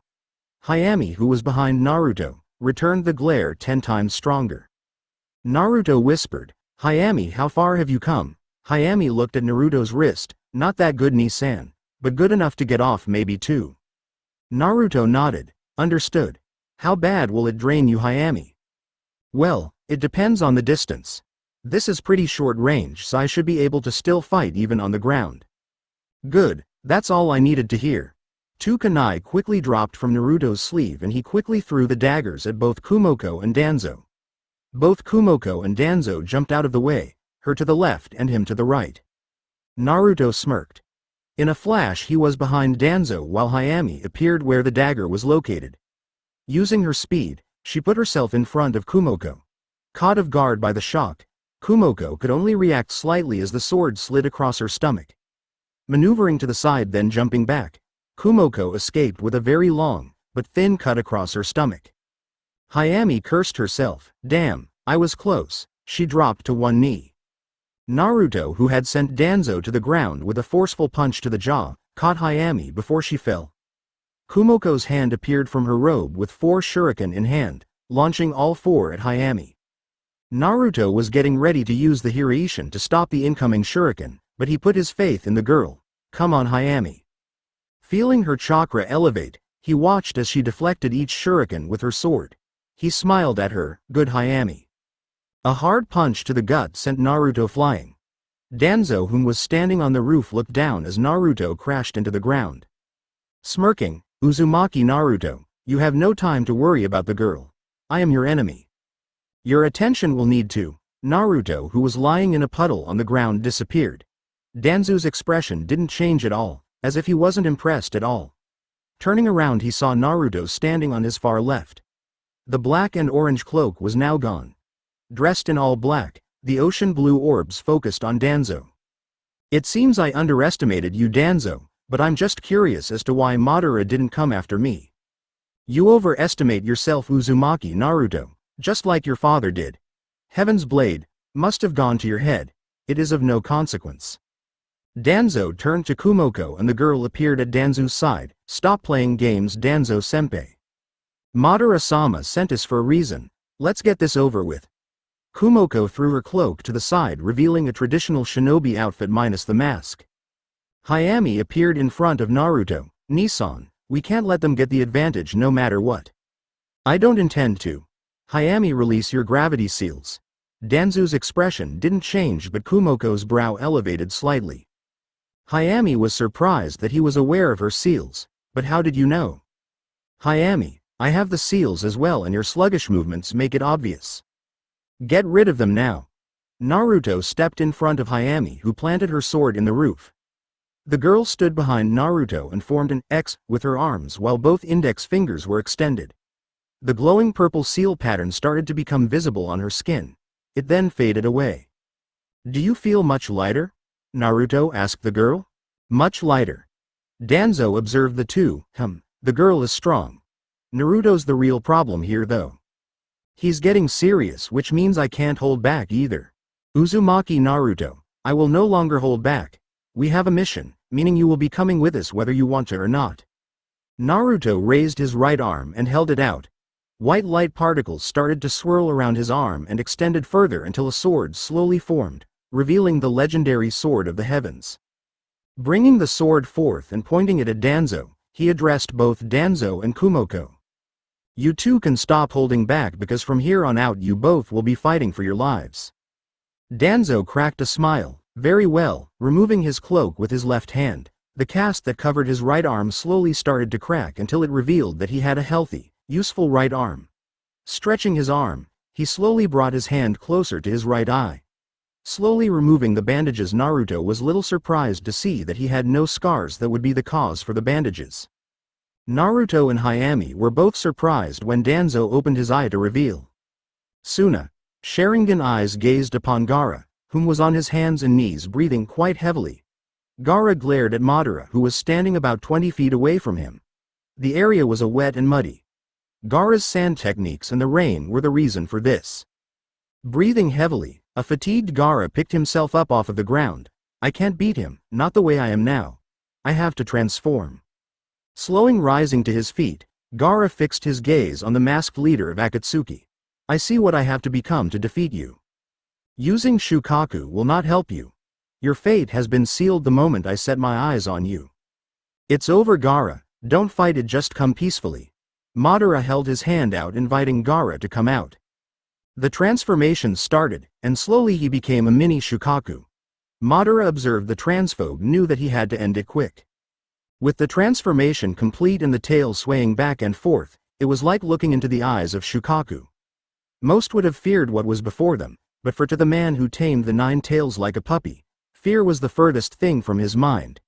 He only had one goal, and that was capture all tailed beasts. As Gaara swung his tail at Madara, an avalanche of sand closed in on Madara. Through the mask, the Mangekyo became visible. Madara couldn't help but think, "This should be interesting." Mist Village. Safaya knew that her opponents were not to be trifled with. She could sense their levels and knew extreme caution would need to be exercised. The blue-eyed, long white-haired shinobi from the Moon Village was someone she would have to keep a close eye on. This she knew. Him being from the elite Kagetsu clan, whose strength increased at night. Many believed that they drew their power from the moon, hence the clan name, Kagetsu. Her other opponent was no slouch either. Hyugen Fubuki, a member of the Snow Country and the remnants of its shinobi past, before Snow started outsourcing for shinobi assistance. He was famous for his ice abilities, which she was quite familiar with. His clan fled to her village after Snow disbanded its ninja military. However, this would prove to be a death sentence, as they were wiped out much like the Kagaya clan among other clans with Kekkei Genkai. Zabuza's apprentice was from this clan, and even though she'd never seen the boy in action, she was well aware of the stories. Safaya withdrew her sword from its sheath. Kagetsu Hesue and Hyugen Fubuki, I understand that you are here to take the 8 tails from me, but understand that it will take everything you have to get it. I understand the level of strength that you both possess, and I must say that I have no choice but to give you my best. But remember this, you will have no choice but to put forth your best effort as well. Fubuki went to take a step forward, but Hesue placed his hand on his partner's chest. I will take care of her, just hang back. Fubuki brow elevated. Hesue, this is unlike you. You never want to fight. I usually do all of the work. It's different this time. Most warriors we fight are cowards. It's rare that I meet a warrior of honor, a worthy opponent with honor. Itachi-senpai was the last person I've met with such honor. She knows that there is a possibility that she will not walk away from this alive, yet she still stands before both of us. I may not get another opportunity like this. Hesue turned his head away from his partner and to Safaya. Understand that I rarely challenge opponents.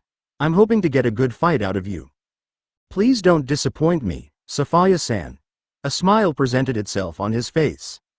What's with the honorific? He doesn't seem to be your typical Akatsuki member. It makes you wonder why he's even a member. It doesn't matter, I have to be careful around him and his friend. Fubuki threw his hands up. Whatever, I will leave it up to you.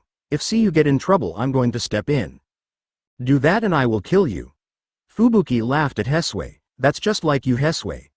In any event, we have a mission, and if I see that the mission is failing due to your inability to take the 8 tails, I will not hesitate to ensure the mission's success. Don't interfere, was all Hesue said as he removed his cloak to reveal a white tunic with moon in the middle of the shirt. He was also wearing a pair of black pants. A smile of satisfaction graced his face. You have no idea how excited I am. Greenish-blue colored chakra encapsulated Hesue's body as he closely watched Safaya. With a joyous smile gracing his face, the young warrior from the hidden moon village locked his hands together. Throwing them out with his palms extended, light engulfed the area. Konoha, Hidan was pointing his scythe back and forth in the direction of Lee, Ino, and Choji. Which one of you is going to die first? How about you? Launching his scythe at Lee, the young taijutsu specialist quickly blocked the weapon with his nunchucks, but the force caused even Lee to struggle for footing. Swinging the scythe to the side and swinging the nunchucks from side to side, Lee used his speed to get in front of Hidan, who continued with his smirk. Lee didn't realize that the scythe was coming back until Ino yelled out, "Lee, watch out." The scythe planted itself in Lee's former location and Hidan carefully scanned his surroundings. This fucking kid moves around too much. Stay still, bastard, and accept your duh. The impact of Lee's foot sent Hidan flying in the air. Doing a backflip in the air, an evil smirk graced his face as brought forth the chain that sent his weapon back at Lee. Disappearing again, Hidan landed on the ground looking for the young Junin once more. Lee appeared behind him, this time with the intent of performing the leaf shadow dance. The goal was to set Hidan up for the Otome Renge. However, Lee never did get his chance to do so. A force sent Lee flying through the wall of the Hokage Tower. The shinobi's present eyes fell on the cause for this. Kakuzu, who was standing behind Hidan, shook his head. I can't believe you didn't realize how fast that kid was. You do realize he was about to perform the initial lotus. I was hoping he did, asshole. Why the hell did you get involved? I thought they weren't worth your time. Kakuzu stepped forth. They're not, but he is. Well, not that much, but even I need to keep in shape. He's a good warm-up for Tsunade. Too bad, fuck face. He's mine. Go look for the Hokage or someone worth money in this village. These shitheads are mine. You bastard, next time I'm not going to help. I'm going to watch them kick your ass. Hidan turned from Kakuzu to Lee's direction. Hey asshole, get out here and fight me. A ragged Lee walked through the hole that was created by his body. Holding on to the wall for support, Lee's eyes shifted to Kakuzu. He's the real problem here. Being hit by him felt like being hit by a mountain. Lee felt a little weak but knew he had to continue. Ino and Choji landed on his sides. Lee-san, are you okay? A worried Ino asked. Yes, I'm fine. We have to watch out for the one who's not fighting. He's really strong.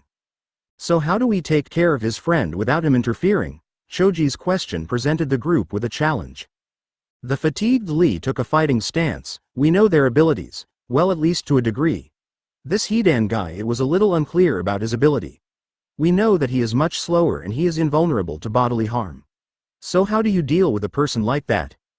Well, this is why you have someone with my skill set here. He doesn't match up well with a taijutsu master. The other one I really can't call it, but it states that he can use all elements which rare, plus his speed makes up for his partner's reckless actions. It appears as if they're a perfect team. I have a plan though. Lee whispered so only his friends could hear him. Choji, I need you to grab the guy from Waterfall. I believe Kakuzu is his name. At that time, use your jutsu to take care of him. If you have his mind, we have time to take care of Hidan. Lee-san, that sounds great, but how do you suppose I grab him? Stay focused on me, you'll know when. Lee disappeared from view and under Kakuzu, who could only think, this kid is too fast. A kick in his chin took Kakuzu off of the ground. Choji's body expanded while Lee appeared behind Kakuzu and wrapped his bandages around his body. Lee noticed Hidan jumping toward him. Seeing Choji's hand coming toward Kakuzu, Lee released his bandages and landed on Choji's oversized hand once his friend had Kakuzu in his grip. Propelling himself toward Hidan, Lee turned to Ino. Now Ino-san. Using his nunchucks to knock away the scythe, he glanced at Ino only to see the fear in her eyes. Landing on the ground, he turned back to Choji's location only to see his friend was a few yards away with Hidan standing over him with some weird tentacles wrapped legs. Choji. Lee went to help Choji but was stopped by Hidan's scythe as it slammed in front of him. Where the hell do you think you're going, bastard? Lee gritted his teeth. He'd seen Ino out of the corner of his eye go after her boyfriend. Ino-san, stop. Kakuzu smiled at the girl, and as soon as she got close, black tentacles reached out to grab her, but Ino dodged them and threw 3 shuriken at Kakuzu, who went to swat them away. Didn't realize Ino's intention until he saw that she performed the shuriken bushin jutsu to cut through his tentacles to free Choji from his grip. Moving toward Choji, Ino landed in front and injured Choji. Before Ino could grab Choji, she was caught in Kakuzu's tentacles. She was completely helpless. Kakuzu moved the girl in front of him. You must love him, to exchange your life for his. Looking at an immobile Choji.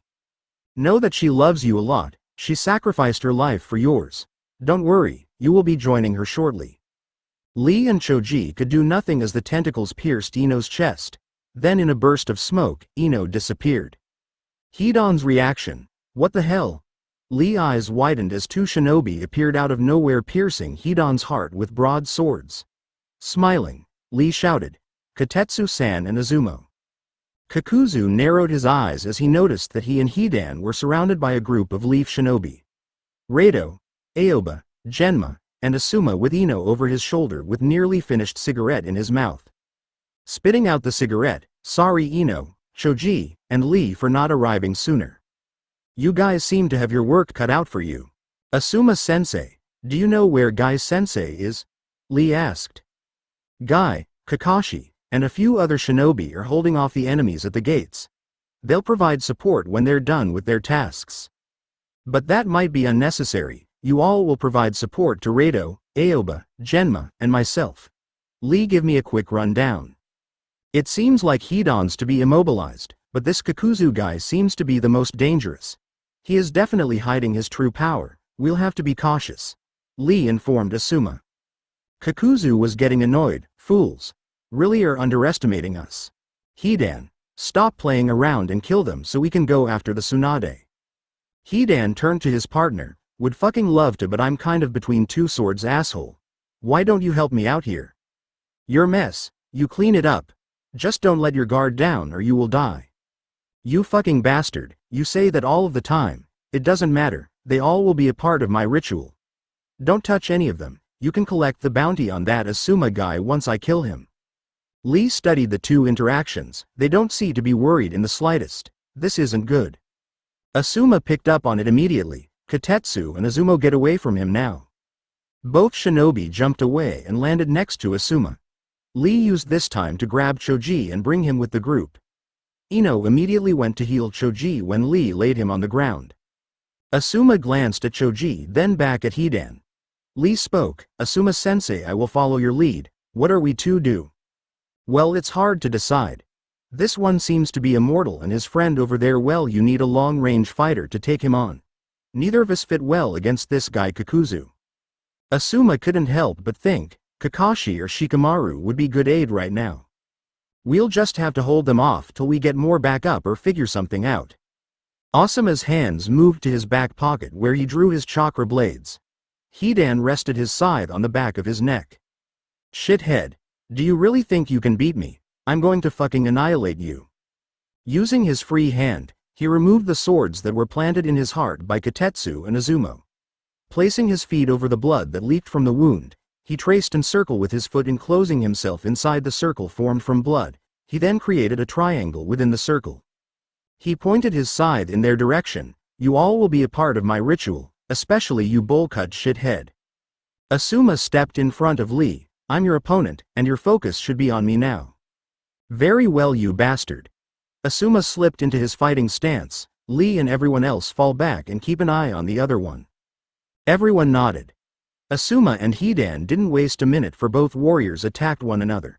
Asuma sliced the broadsword Hidan threw at him. After slicing the sword in half, he was left with only enough reaction time to block the scythe. Even though his was successful at not having it kill him, he couldn't avoid being grazed on his cheek by the weapon. Hidan saw this and smirked. Got you shithead. Asuma tossed his chakra blades in the rain-filled sky for a few seconds. That's getting me nowhere, so try this. Catching the blades and inhaling deeply, Kaden. Haiseiki's show. Hidan licked the blood off the tip of his instrument of death and stepped back in his circle and welcomed the searing ash coming his way. A big cloud of smoke was created when the jutsu made contact with Hidan. Genma, Ridu Aoba, Izumo, Katetsu, Lee, Choji, and Ino watched as smoke cleared and Hidan's skin changed from a light tan to black. It hurts, doesn't it? Hidan stated as he was kneeling. Kakuzu just watched from the sidelines, another 35 million Ryu. Asuma didn't understand why he got burned, but his whole right side was damaged. How? Captain Asuma got burned too. Izumo said, a little surprised by this outcome. We have to help Asuma-sensei, Ino said with concern as she prepared her kunai. No, Asuma-sensei said, stay put and provide support when necessary, Choji, who was healed enough to stand, stated. Genma stepped forward. It may be necessary. You do realize what type of jutsu that is, right? Choji nodded. I understand, but we can't just rush in. We have to devise a plan. Asuma used his blade to extend his chakra, forming a blade. Hidan just smiled as he dug inside his cloak, removed a long steel stake. You've already been sacrificed to Jashin. You're finished, ha ha ha ha. Asuma regained his composure. Enough with this shit. The Junin charged at Hidan with his blade at his waist. Hidan raised the stake high and then viciously stabbed himself in left leg. Asuma's eyes widened as the pain ran through his body, causing him to fall on his face. Lee and the others didn't like what they were seeing. I have to help him. I have to get rid of those weapons. The young Junin made his move toward Hidan but was cut off by Kakuzu. Where do you think you're going? Lee just gritted his teeth. Asuma looked up at Lee. Lee, don't get involved. Ino couldn't contain herself. Jumping in the air, she threw a kunai aimed at Hidan's head, who welcomed the weapon. Genma spat his senbon, deflecting the blade. Ino, don't you see what's going on? Any damage he inflicts on himself affects Asuma. We have to be extremely cautious how we approach this. Asuma was trying to formulate a strategy. This isn't good. How can I get to him with hurt myself? Shit, Asuma. You sure put yourself in a bind this time. Hidan raised the stake, aimed it toward his heart. Now you die. Driving the stake toward his heart, everything came to a slowed down view for everyone as they all feared the worst. Kakuzu welcomed the end. However, his expression changed when Hidan stopped an inch away from piercing himself. My, I almost didn't make it. That would have been bad for you, Asuma-sensei.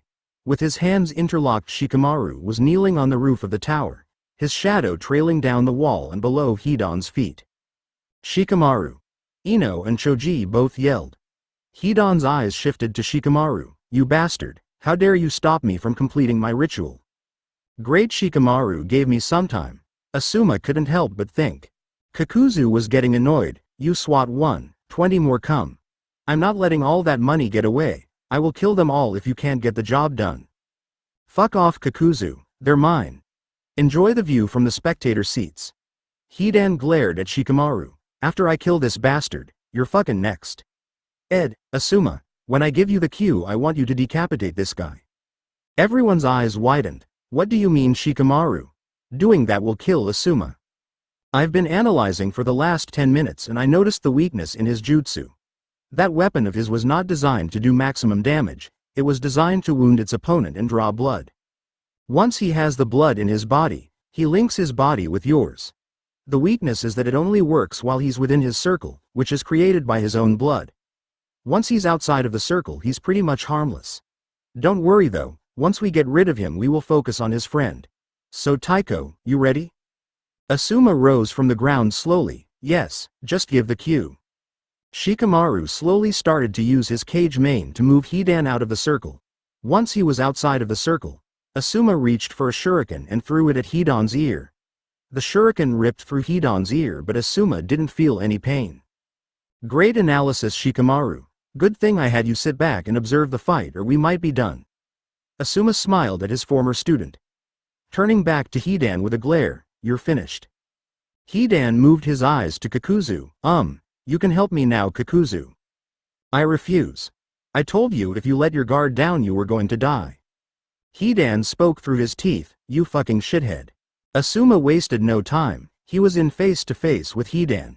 In an instant, he lopped off Hidan's head. Hidan's head rolled and everyone was glad that one was down. One down, one to go, Ridu stated. Asuma was contemplating his next move. We could attack that guy but he seems more dangerous. We could flee but to where? And it wouldn't make sense to try and fight another day, they're here to kill us. We have to take him down. Shikamaru. The Nara nodded. On it. Kakuzu jumped away, landing in front of Hidan's head. Grabbing his head up he jumped away, avoiding Shikamaru's shadow. Landing on the ground he noticed he was surrounded. That Nara kid is good. I will deal with him later but I have to get that 35 million Ryu. Hidan, since I've helped you I'm involved. I will take care of everyone, you worry about Asuma. Fine, just watch it with the hair, you're hurting my head. Worry about your neck, that's where it should be hurting the most. Asuma looked at Hidan's body. A Kaiden should destroy it. Don't even think about it. Kakuzu didn't hesitate to kick Asuma to the ground, as he appeared in front of Hidan's body. Kneeling down, he started to stick Hidan's head back onto his body. When Hidan rose from the ground with stitches around his neck he stretched a little. Feels good, now to kill you fucker. Ridu, Aoba, Genma, Azumo, Katetsu, Ino, and Lee all went to attack Kakuzu, but were trapped in his tentacles. Shikamaru, who released his cage main after Hidan's head was lopped off, tried to catch him once more. Hidan jumped in the air and avoided the attack. Ha ha ha ha, you won't catch me with that attack again, shithead. Throwing his scythe at Asuma, the captain moved to his left to avoid the incoming blade. Shikamaru, who saw the blade coming back at Asuma, yelled out, Asuma-sensei, watch out. Quick reflexes allowed Asuma to duck and avoid the blade. The blade was coming at Hidan. Both Shikamaru and Asuma was glad since Hidan couldn't avoid the blade. The three-pronged weapon pierced his abdomen and Hidan welcomed it. Shikamaru and all who were caught in Kakuzu tentacles smiled, thinking that Hidan was done for. It wasn't until Asuma fell that they noticed that Hidan had returned to the circle. Hidan raised his stake high. This is the end for you. Shikamaru went to perform his jutsu but was knocked to the ground as Choji slammed into him. Kakuzu, who threw Choji, turned his attention to the others. You all are going to die. I will not waste any time with any of you. Everyone watched as Hidan slammed the stake in his chest. Asuma's eyes just widened. As the pain shot through his body, everyone watched on but could do nothing to stop it from occurring. Shikamaru and Choji separated from one another. When they stood, they saw Asuma fall over and Hidan with the stake in his chest.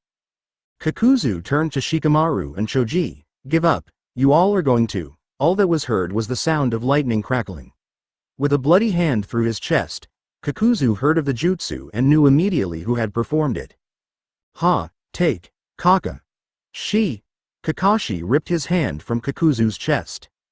Hidan turned his attention toward Kakashi. I will offer you to Jashin next. Konoha Senpuu. The kick that was planted in his jaw sent Hidan skidding across the floor. Lee, who was on his hands and knees trying to catch his breath, smiled. Gai-sensei. Looking at his pupil, he gave him thumbs up while smiling. Shikamaru and the others crowded around Asuma. From what they could tell, it didn't look too good. Other side of the village, Sasuke watched Conan closely. He knew of her and little on her abilities, but the mere fact that she was Akatsuki kept him on guard.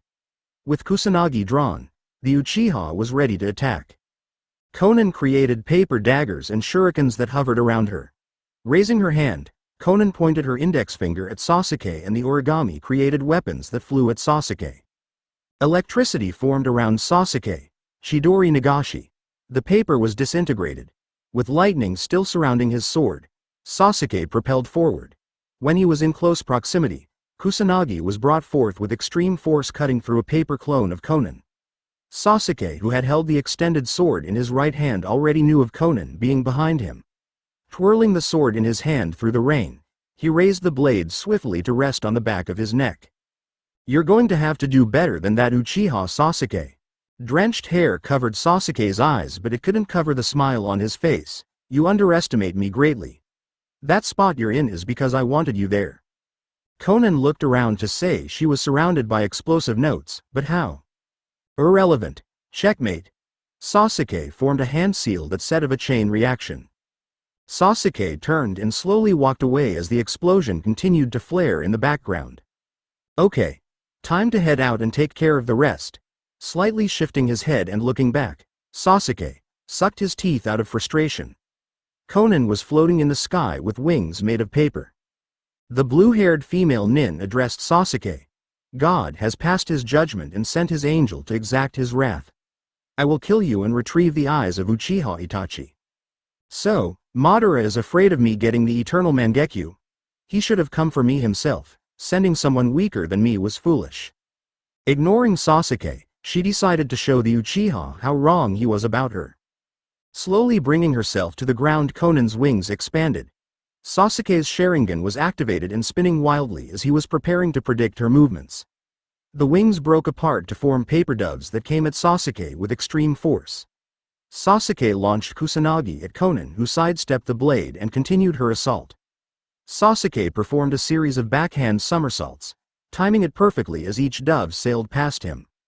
Landing on his feet after executing a series of somersaults, Sasuke jumped in the tree, landing on a branch, but he jumped off instantly as the tree was pierced to the degree that it collapsed.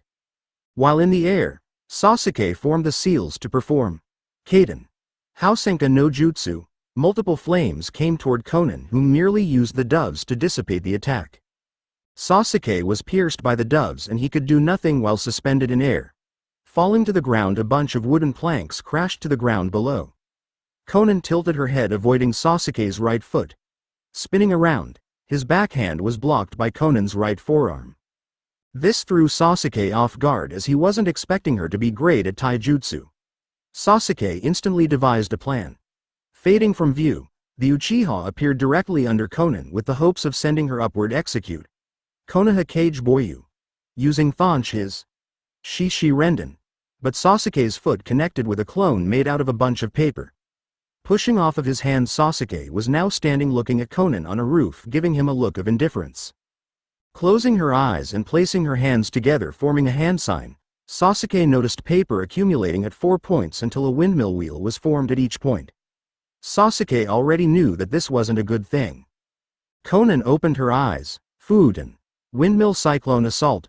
Sasuke dodged a pressurized cyclone of wind that drilled through where he once stood. Sasuke landed but found that a windmill appeared about 20 feet in front of him, which caused him to shunshin out of sight as the pressurized wind came toward where he stood, tearing up everything in its path. Thinking he had time to breathe, Sasuke appeared on top of a building and looked at the windmills. "Shit, that's a dangerous jutsu. Hold up, where is the other one?" Sasuke realized that it was behind him, and before he could turn around, the pressurized wind connected with his back and drilled him into the ground. Conan, who was hovering in the air, landed on the ground. As the rain fell against her and the unresponsive body of Sasuke, she knew that this battle was over. "I expected more. Itachi was much stronger than this." "Actually, he was much stronger than this. I don't even think I would have been able to take him. Sometime I think only Madara was the only one capable," Kumoko thought. Walking towards the battered Sasuke, she could see him struggling to get up. Using her right wing, She transformed it into a long arm out of paper and extended it to grab Sasuke by the neck. Picking him up slowly, the now shirtless, cut, bloody, and tattered Junin was helpless against his opponent. It's over. Transforming her left wing into a sharp object, Conan thrust the wing forth, piercing Uchiha Sasuke in the center of his chest. Somewhere outside of Konoha, Senzaru stood and watched Pain, who was before him. The two paths had never crossed. Pain, a shinobi from the hidden rain village, looked upon Senzaru with a blank expression. Lightning and thunder roared in the sky every 10 seconds. All of the 6 Pains surrounded Senzaru. With his weapon already drawn, Senzaru wasted no time when he tossed his phoenix claw high above his head. Flying through hand signs, the blade was suspended in air, shower of the eternal phoenix flame. Intense fire blasts were shot from the sword at rapid speeds, causing all of the Pains to have to avoid getting hit by the jutsu. Jumping up to catch the phoenix claw as it fell back to the ground, Senzaru caught the sword, then brought it forth in a slashing motion. A large reddish-purple flame, which took on the fur of a long whip, was aimed at the Yahiko-looking Pain, who jumped out of the way of the jutsu, causing the flame whip to crack the ground. Landing on the ground, Senzaru's eyes shifted to his right as the much taller Pain, who had spike bolts in his head, launched his fist at Senzaru, who ducked under the punch. Using his free hand, which was his left, Senzaru placed a punch to the gut, sending him a few yards back. Twirling his sword while rising it behind his head, Senzaru blocked a punch from the long-haired Pain shinobi who was originally from Waterfall. Pushing him back, Senzaru aimed his sword at the Pain he pushed back, Purple Flame Cutter. A concentrated purple flame pierced the Waterfall shinobi Pain. The Pain from Suna and the Pain with the long ponytail appeared in front and behind Senzaru. Thrusting their fists forward, a large explosion of dust was created from the impact of the punch. Senzaru, who appeared about 20 yards away from the attack, surveyed the area. He didn't have much time to plan an attack as Yahiko Pain appeared behind him and with a forceful punch, nailed him to the ground. Looking at the Senzaru in the ground, Pain closed his eyes, once realized that a mud clone was created in Senzaru's place. Appearing next to Yahiko Pain was the shinobi with the spikes in his head. He aimed his fist toward a boulder and ejected his fist at a rapid speed, causing it to decimate the boulder. Jumping in the air, Senzaru went through the motion of forming hand seals. Taking a deep breath, he directed his attack to the 5 Pains below. Kaden. Okibi. The streamline came from Senzaru's mouth and it could only be described as a flood of flames. The jutsu covered 200 yards. Landing on the searing ground below with everything now black and the melted rock forming lava, Senzaru continued to observe his surroundings. Okay. I know they're not dead. Jiraiya.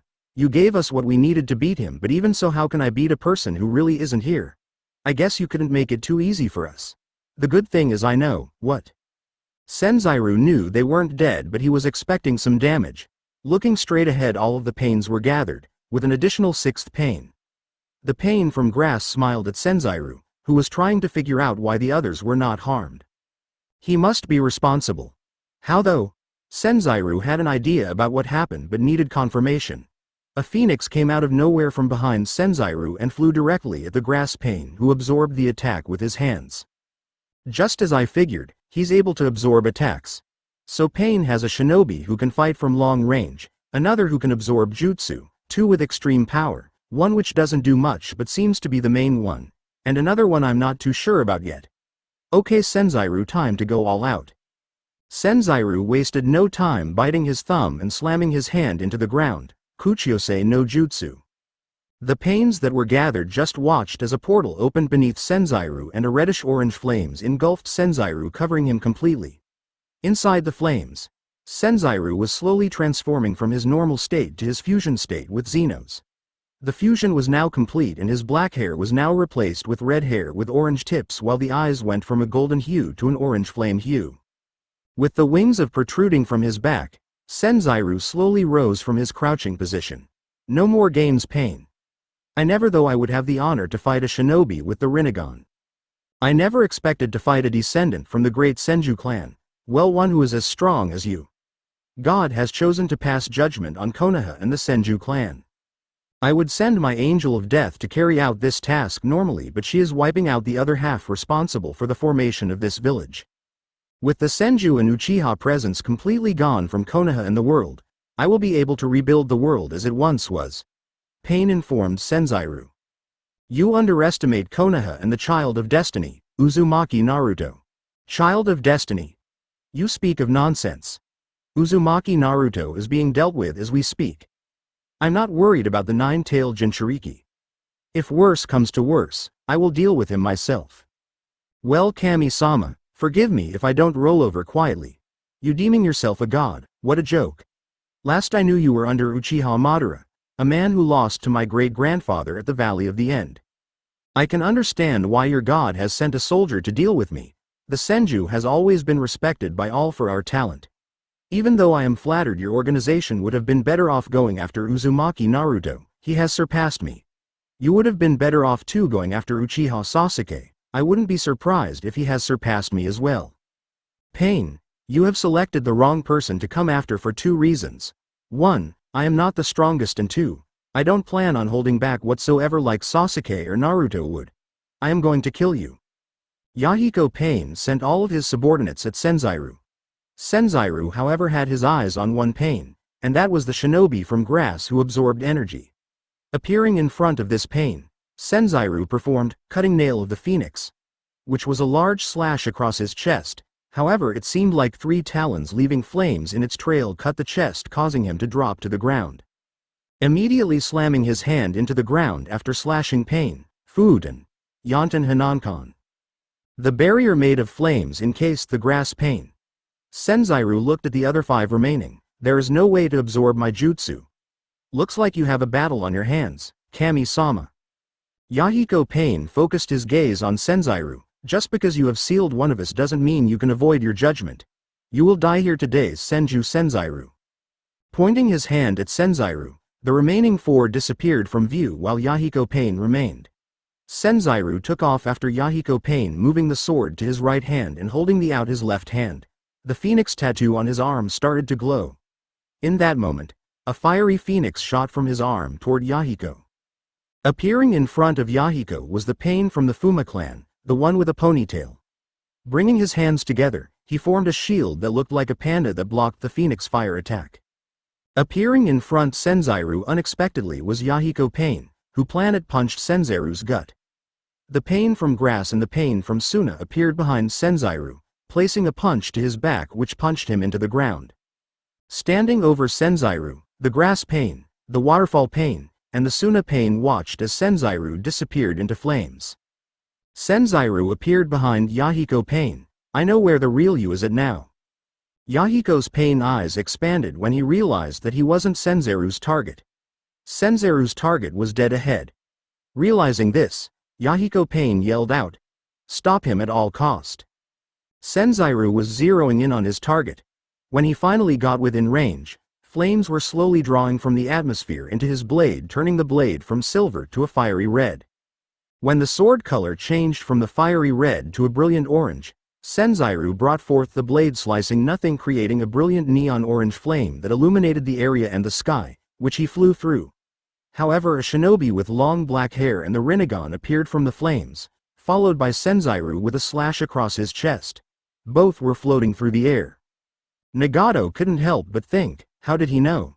Senzairu was smiling because he was now planning to deliver the finishing blow. With his sword at his side, Senzairu gripped it but was stopped in midair with well-placed punches and kicks to his body. Senzairu could feel the pain shooting through his body. Fuck, what's happening to my body? It feels weird, I can't move shit. I have to use that jutsu too or I'm going to die. Senzairu's body turned orange completely as the flames started to consume him. Each of the Pains looked on and wondered what was going on. They didn't have a chance to figure out. Senzairu exploded and the malt-colored flames swallowed the area. After a few minutes, the flames burned brightly in that area.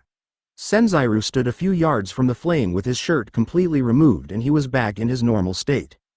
Shit, that always takes a lot out of me. Enku Sosei Ho-Oh, I hate using that jutsu if I don't need to.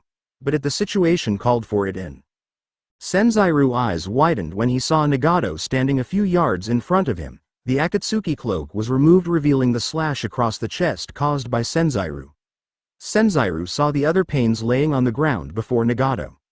None of the pains were moving, except Yahiko, who rose up slowly. The next to rise slowly was the pain with the spikes in his head. Everyone else was down for the count, but only one was burned badly, and that was the pain from the rain village. Lying on his back with his eyes open, it was clear that he was dead. Senzairu cursed under his breath. Senju Senzairu, you are worthy of being of the Senju clan. Madara was correct about you being a threat. It's been a long time since anyone has seen me. There will not be a second time. Judgment has been passed, you will die now. The large pain stepped forth and raised his fist at Senzairu. Before he could shot the fist, all that was heard, Sensei. Makinu landed in front of Senzairu along with Akuru and Ranpu. Makinu, standing ahead of everyone, addressed Senzairu. Sorry we're late, Sensei, we was helping Konohamaru and the others out. Judging by the battle, you really overdid it, Sensei. Ranpu stepped forward. Don't worry, we will take it from here. Akuru cracked her knuckles. Rest now, Sensei. Pain just closed his eyes in annoyance. Kill them now. Aiming his fist at the kids, he found himself planted into the ground as a big impact was made by an unknown force. Lying on his back with his eyes closed in the newly formed crater, the spiky-haired Pain was neutralized. With blonde hair soaked from the rain and wearing a traditional Junin outfit, Tsunade turned to Nagato. It's been a long time, Nagato. Tsunade Haim, that it has. Hokage-sama, stand back, we will take care of this guy. Idiot. This is no ordinary guy. He is a member of Akatsuki and he possesses the Rinnegan. Attacking him is suicide. Ka-san. Senzairu fell forward and landed face down. Tsunade glanced at Senzairu. You did good, Senzairu, and you exposed him. Sorry I'm late, but I will take it from here. Nagato, your life will end here. Sorry Tsunade-sama, but this fight will have to continue at another time. I have been giving different orders. Next time we meet, Tsunade-heim will be the mark of you death. Pain did mental telepathy. Kakuzu, Hidan, Conan, we're going now. Pain looked at Senzairu and touched his chest. Pain, it's been a long time since I've felt pain. Truly amazing indeed, Senzairu. Pain disappeared. The other pains disappeared along with him, including the one in the barrier created by Senzairu. The group was left behind to ponder what had happened. Hidden mist. Saphaya was panting hard as she was facing off against her opponent. In her 8 tails form, purple skin and her neon yellow eyes with slits, and 8 tails protruding from her tailbone, Saphaya couldn't help but wonder, how was this possible? How the hell is he able to fight with me on this level? It's weird, but I wasn't able to detect his strength until later on. This guy is good. Saphaya knew she had to come up with a plan to end this soon. This was stalemate match. Hisui heard the telepathy message from Madara and Pain. Knowing that he needed to end this match soon, he decided it was time. Flying through hand seals, he slammed his hand into the ground. Kachiyose. Uchukuken. Hidden cloud, hidden rock, other side of the village. Sasuke was impaled by the paper javelin. A smirk formed on Conan's face. Judgment has been passed. Yes, it has, on you that is. Conan's eyes expanded. She noticed that everything started to turn black and red. Shit, how long? Since you blocked my punch before I perform Cageboy you. That's when. Now you are at the mercy of the Sharingan. Shit, he placed me in a genjutsu but had me go through all of the motions of what I planned to do. This kid, he's just like Itachi. Madara can't get the eternal Mangekyo. Conan's eyes bulged as she was pierced by a multitude of spikes. Outside of her mind, Sasuke, who was not injured, turned away. Time to take care of the rest of the trash.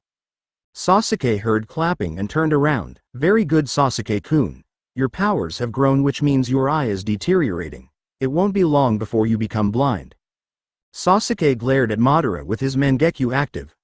So you finally decided to show yourself. I guess you came here to die. On the contrary, I actually came here for 2 reasons. One was for her. Using his Sharingan, Madara broke the genjutsu. Conan was now panting. Conan, head back to headquarters, I will take it from here. Did we get Ichibi? Yes, now head back and prepare everything. Sasuke's eyes slightly expanded when he saw Gaara lying on the ground to Madara's right. Before he could do anything, Gaara disappeared along with Conan. Shit, they got Gaara.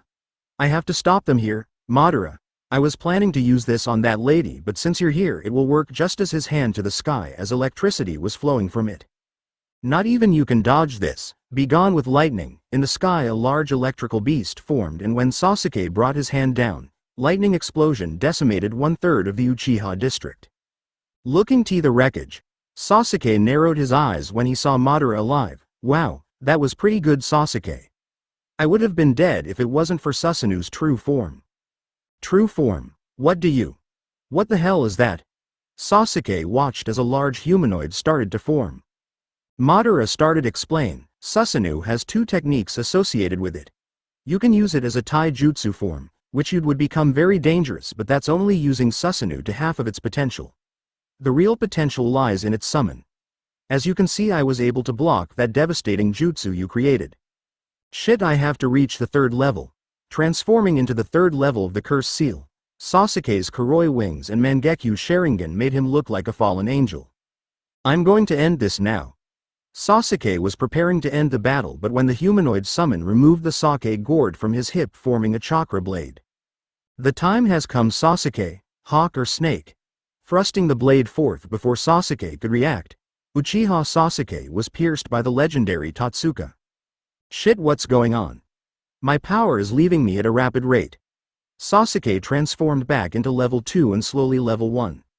The curse seal was being sucked into the gourd. When the seal was completely removed, Sasuke was back to normal. Madara ripped the sword from Sasuke's body, causing the Uchiha to fall to his knees, panting. I have significantly reduced your power, Sasuke. You no longer have access to that abominable curse seal. You can't beat me the way you are, this you should know. Sasuke looked up at Madara with his Mangekyo active. Madara slowly removed his mask, revealing his face. Neither you nor anyone can stop the inevitable. Looks like your wife has come to your aid. Madara caught the punch from behind with his left hand.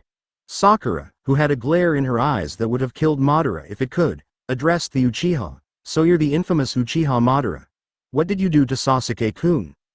Such a concerned wife you are, Sakura-san. I did him a favor. I have a few things to do. Tend to your husband, he's going to need all of the healing he can get. What do you mean? You will soon understand. Sasuke will soon understand what he needs to do in order to survive. As far as power, he has went beyond the point of no return. Madara disappeared, leaving Sakura behind to ponder what he said. She quick ran to Sasuke, who was on the ground unconscious. Dropping to her knees while shaking him to wake up. Sakura got no response or movement from her husband. This is not good. What the hell did he do to you, Sasuke? Hidden Light Village. Naruto and Danzo were going toe-to-toe with one another. No one was gaining even ground in the battle. Hayami was actually faring good against Kumoko, but the result was the same as Naruto and Danzo. Naruto landed a few feet away from the older X-Leaf Shinobi with Heaven's Blade inactive. This Danzo is pretty good. I really need to stop holding back, but we are in the village and destroying them isn't the goal. I need these two alive.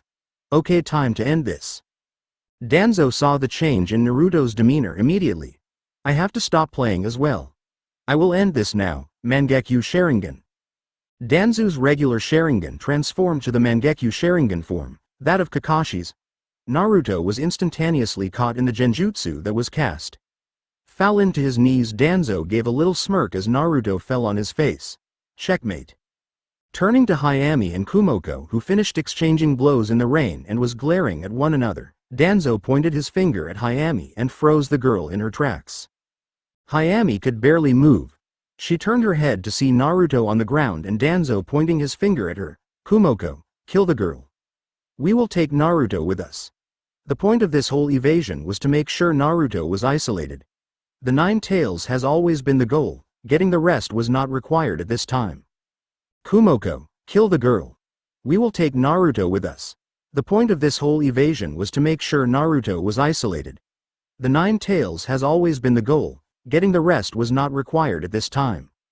Naruto, knee, get up, Hayami yelled out in her head to her brother, who was no longer moving. Kumoko twirled her kunai in her hand. Well, looks like it's the end of the road for you. Don't worry, Naruto will be joining you shortly. Charging at the girl, Hayami couldn't help but wonder about Naruto, Yumi, Aori, and all of her family and friends. Sorry everyone, I wasn't strong enough. Metal met metal. All Danzo could say was, "Oh, this is unexpected." Kumoko just glared. Why are you interfering? Rado, who was standing between Kumoko and Hayami, looked at Kumoko with no expression. I don't care about Akatsuki goals. I do have a problem when you interfere with my own. Uzumaki Naruto. I can't forgive what he did to my father and I will make him pay for it, but knowing what he and the girl is fighting for, I can't stand idle and do nothing. Make no mistake, I'm not a friend, just merely a man that will not let you or anyone interfere with his goals. Fading from view, Kumoko's eyes widened at his speed. Barely moving away in time to avoid being split in half from the back, she got away with a slash to the arm. Holding Hayami in his arm while he moved, Rado turned around to look at Kumoko, who was now standing next to Danzo holding her shoulder. Kumoko glared at her former comrade. Rado, you bastard. Isu-sama was a great man, but the apple falls far from the tree. You are a disgrace, and since you have disgraced his legacy, I will kill you. You're not killing anyone. Danzo and Kumoko's eyes widened at the voice that was heard. In an instant, all that was visible were numerous slashes of white chakra.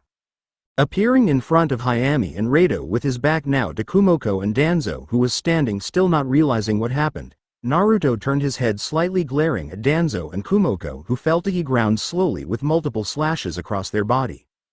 Thanks for the window, Rado. You helped me more than you know, the Karikage said while he continued to watch the two Akatsuki members on the ground.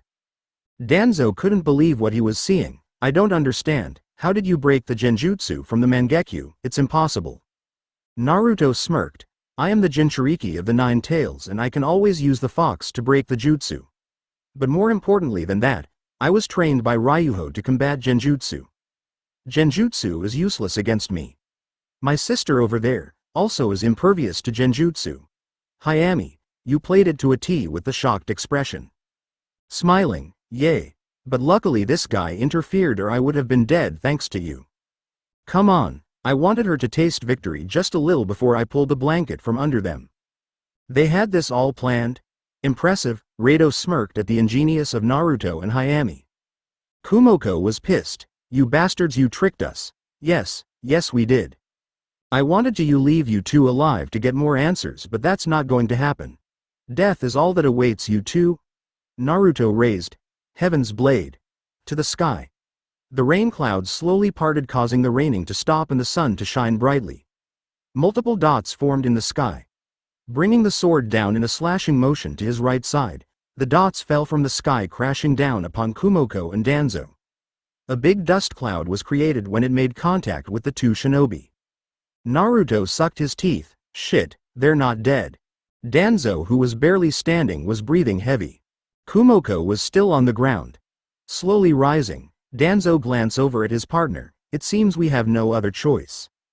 Danzo Mangekyo started to glow as formed the hand seals. Slamming his hand into the ground, 4 pillars rose from the ground with Naruto, Hayami, and Rado in TW of the jutsu. Shit. Letting Heaven's blade fall to the ground, Naruto quickly thrusted his hands, one to Hayami's chest and the other to Rado's chest, sending the flying out of the boundaries of the pillars. A black electricity was being drawn from each pillar to the center directly above Naruto. About 200 feet above Naruto's head, a black warp hole started to form. A terrible suction wind came from the warp hole. Naruto started to feel his body being pulled into the black hole. Fuck, he got me. I should have killed the bastard when I had the chance. Naruto slowly was rising up toward the hole. Hayami, seeing Naruto being sucked in the hole, no. Activating her Nidake Raikon, she leapt toward Naruto, who smiled. Gripping Heaven's blade, Naruto tossed the sword towards the girl. Kumoko jumped between the younger girl and Heaven's blade. Extending her hand out to catch, Kumoko never got the chance. Using Hiraishin, Hayami caught the blade and sailed past Kumoko. Reaching out for Naruto's hand, Nissan grabbed hold. Reaching to touch the girl's hand, Naruto smirked and pulled his hand back when it got inches within the girl's. The sword started to glow and in an instant a bright light flashed from the sword, creating a force that sent Hayami heading toward the ground. Catching the girl before she hit the ground, Rado watched from the roof of a remaining establishment. Holding the young Minashu in his arms, who was unconscious, looked toward Kumoko and Danzo, who returned the look. Both were breathing heavy and the fatigue was evident. Rado adjusted Hayami and removed the dragon's fang from the scarab on his back. In a swift slashing motion, black flames were heading toward the group. A black void swallowed both Kumoko and Danzo whole. Narrowing his eyes, "Fuck," was all that escaped his mouth. Glancing back at the girl, Rado decided to take her back to Naruto's house. He had no idea what to do after that. He did realize one thing: this was only the begin of what was to come. Destination unknown, deep inside a cave, with a massive stone statue that had 10 eyes, with the 10th eye being in the center. Each Akatsuki member stood on the fingers of the hands that extended from the statue. Appearing last was Kumoko and Danzo. Hidan, who was stand on the hand across from Kumoko, laughed, "Ha ha ha, the old geezer and the stupid bitch got their ass handed to them. At least we caught the 9 tails, you fuck face," Kumoko yelled out. "You were unsuccessful in your attempt, as was Fubuki and Hesue." Kumoko turned toward Pain. "How did he escape? There was no way for him to escape," Danzo stated in shock. "He didn't do it by himself. Heaven's Blade aided him." Turning to the center of the statue, everyone could see Madara standing on the head. The Uchiha continued, "It seems that Naruto ended up somewhere else, where I have no clue." The same can be said for Saifaya. Her skill level in the sealing arts surpasses that of even the Seal Mistress. In any event, we were successful in capturing 2 out of 5. Let's begin the process.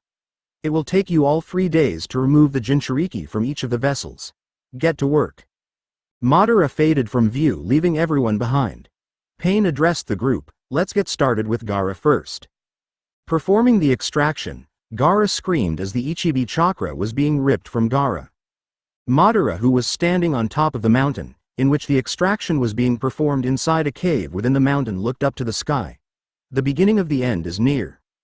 Konoha. A few hours later, Tsunade was looking out of the window. The rain had finally stopped, but the body count continued to rise. She received word of Asuma's death and Uchiha Sasuke being in a coma, but what shocked her was the word that she received from light, sand, mist, and rock that informed her of the disappearance of the leaders. Tsunade's thoughts went to Naruto. "Naruto, please be okay." Destination unknown. A warpole opened, and through the warpole Naruto crashed into the ground below. "What the hell?" Naruto, the leader of the Light Village, recognized the voice. Looking up, he standing on a rock above him was Saifaya. "Saifaya, I'm guessing they attacked you as well and sent you through a warpole, correct?" Saifaya asked. Naruto stood up and nodded. "Yes, but where the hell are we?" Looking off of the mountain that they were on toward a civilization that they were both unfamiliar with, Naruto and Saifaya couldn't believe what they were seeing. A flagpole with the Akatsuki banner waved proudly. Naruto turned to Saifaya. "Where the hell are we?" Looking back to the civilization, Naruto and Saifaya stared. It went unsaid, but both knew that they were not going back home anytime soon. Their next destination was where that banner waved. Sun Country, Hidden Light Village, 7 a.m. Hayami was surrounded by people in Akatsuki cloaks. On the other side she saw Naruto, Shinji, Yumi, Auri, Mai, Hinata, Naya, and Kato surrounded by Danzo, Kumoko and various members of Akatsuki. Before she could reach, she watched as they were cut down one by one. Running toward Naruto, Hayami watched as Kumoko smiled at her before slicing Naruto's head off. Jumping up out of her bed, Hayami was breathing heavy while covered in sweat. "You're finally awake." Turning her head slightly, Hayami saw Yumi and Auri, who were watching her with a big smile. Hayami could sense another person in the room. When she turned slightly right, she noticed Mai and Rado, who was standing with his arms folded looking at the younger girl. Griping the sheets tight, Hayami frowned up her face as she remembered what happened. "Naruto Nisan." Turning to Yumi immediately, "Yumi Nichan, I'm sorry if I was." Placing a hand on the girl's shoulder, "Hayami, it's all right, I know Naruto is going to be okay, that much is certain." "But, no buts. Naruto will be fine. Our job is to tend to the village and devise a course of action going forward." Yumi's comment caused Rado to remove himself from the wall and step forward. "The only course of action is to confront Akatsuki. What do you think is going to happen when they get all of the tailed beasts?" "He's right, you know." Everyone in the room turned toward Yokohama and Rin, who entered. "Hayami, how are you feeling?" "I feel okay, Yokohama-sama." "Good. I want you in Konoha before sundown tonight." I have a special mission for you and Rado, who has chosen to accept. You will be accompanied by Okani and Tekka. What? We have to find Naruto ni all other missions can wait, our leader is missing. Rin jumped. The mission involves finding Naruto.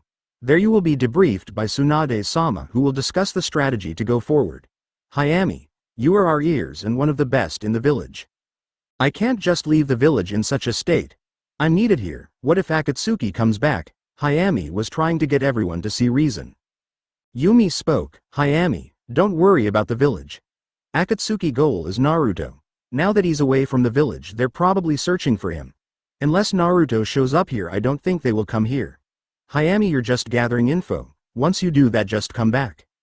So we are not going to search for Naruto? Hayami, we have to form a strategy. Align ourselves with the other villages before we can even attempt to go after Akatsuki. I think a joint effort with the other villages would be great. We will search for Naruto, but we also have to ensure the safety of our village. That is something Naruto would want, and you know that. Rin's words caused the girl to put her head down. Are you up to leave now, or do you need to rest more? Yokohama asked. Give me an hour to prepare. Turning to Rado, I will meet you at the gates in an hour. Yumi motioned for everyone to leave the room. When they did, she closed the door behind her and turned back to the girl. Look, I know you're going to go after Naruto, and I don't plan to stop you as if I could. I just want you to keep a level head. Also, I think Naruto entrusted this to you. I think you should hold on to it. Yumi handed Hayami. Heck, knew you would protect it, which is why he gave it to you. When you find him, slap him really hard for me, okay? Okay, Yumi Nichan. I'm curious though, what will you do? The village is demoralized over losing Naruto. I will work to unifying the villagers and the shinobi populace. I don't think the village will be attacked again, but if it is, it will have no chance if the warriors are demoralized. I will hold down the fort here. Do what you must, Yami-chan. Hayami nodded. I will. Take care, Nichan, and give Aori a big hug for me. Will do. Now you must get ready. Yumi opened the door and allowed Hayami to prepare, and that is just what the girl did. 10 a.m. Konoha, rain. For 12 hours straight, rain covered the Leaf Village. The second funeral service in 3 days was being held, but instead of one shinobi, the service was being held for the fallen shinobi. With the shinobi populace dressed in black, everyone was paying their respects to the falling soldiers. Makinu, Akuru, Yugen, Ranpu, Futeki, Yasumi, Nero, and Kaseki stood behind Kakashi, Guy, and the rest of the active Rookie 9 and Guy's team. Standing in the front was Kurenai and her daughter Konon, who had tears streaming down her eyes. Senzairu's son, Shikraki, was clenching his fist as he watched his friend cry. Yugo glanced at her son, taking notice of his reaction. Glancing over at Kurenai. You're very strong, Kurenai-san. I don't think I would be that strong if I lost Senzairu. The procession began and everyone was present except for 2 people. Ino scanned the area. Where are Shikamaru and Konohamaru? Shrugging his shoulders, I don't know, was all Sakura could say as she was holding her son. Nara residence, playing shugi by himself. Shikamaru paused for a second to look up to the sky. Looking down to place his hand on the king, he heard his son calling to him, Papa. Looking at the piece and then at his son, he smiled. Don't worry, Asuma-sensei, I understand who the king is. Shikaku hid himself behind the wood beam of the porch. So you finally understand, Shikamaru. It's your turn, son. The only way this world will see peace is if your generation steps up to protect it. Shikamaru stood up and pat his son on the head. Looking towards the wooden beam at the far end of the porch, Pops, I need you guys to look after Nanpu while I'm gone. Stepping from behind the porch, I hope you're planning to return?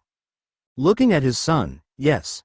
Well, I would try to stop you under any other condition, but you seem sure about this. I can only assume you're going after Akatsuki's Hidan. Shikamaru nodded, confirming his father's suspicions.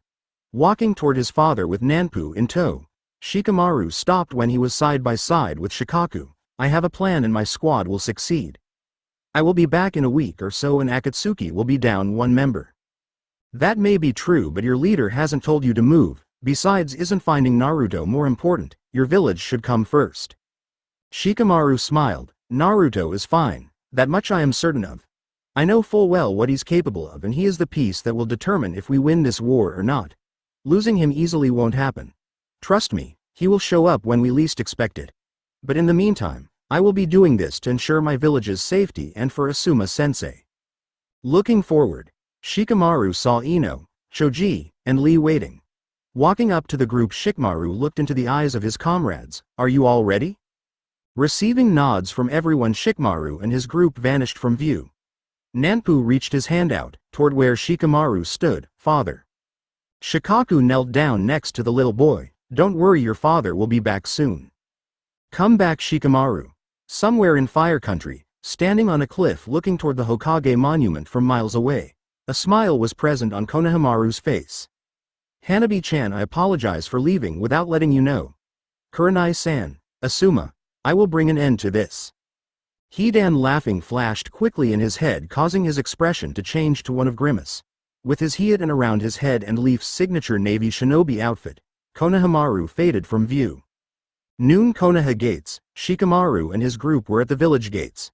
Glancing at his team, once we leave Konoha, there will be no turning back. Are you guys sure you're in? Shikamaru, everyone here is in.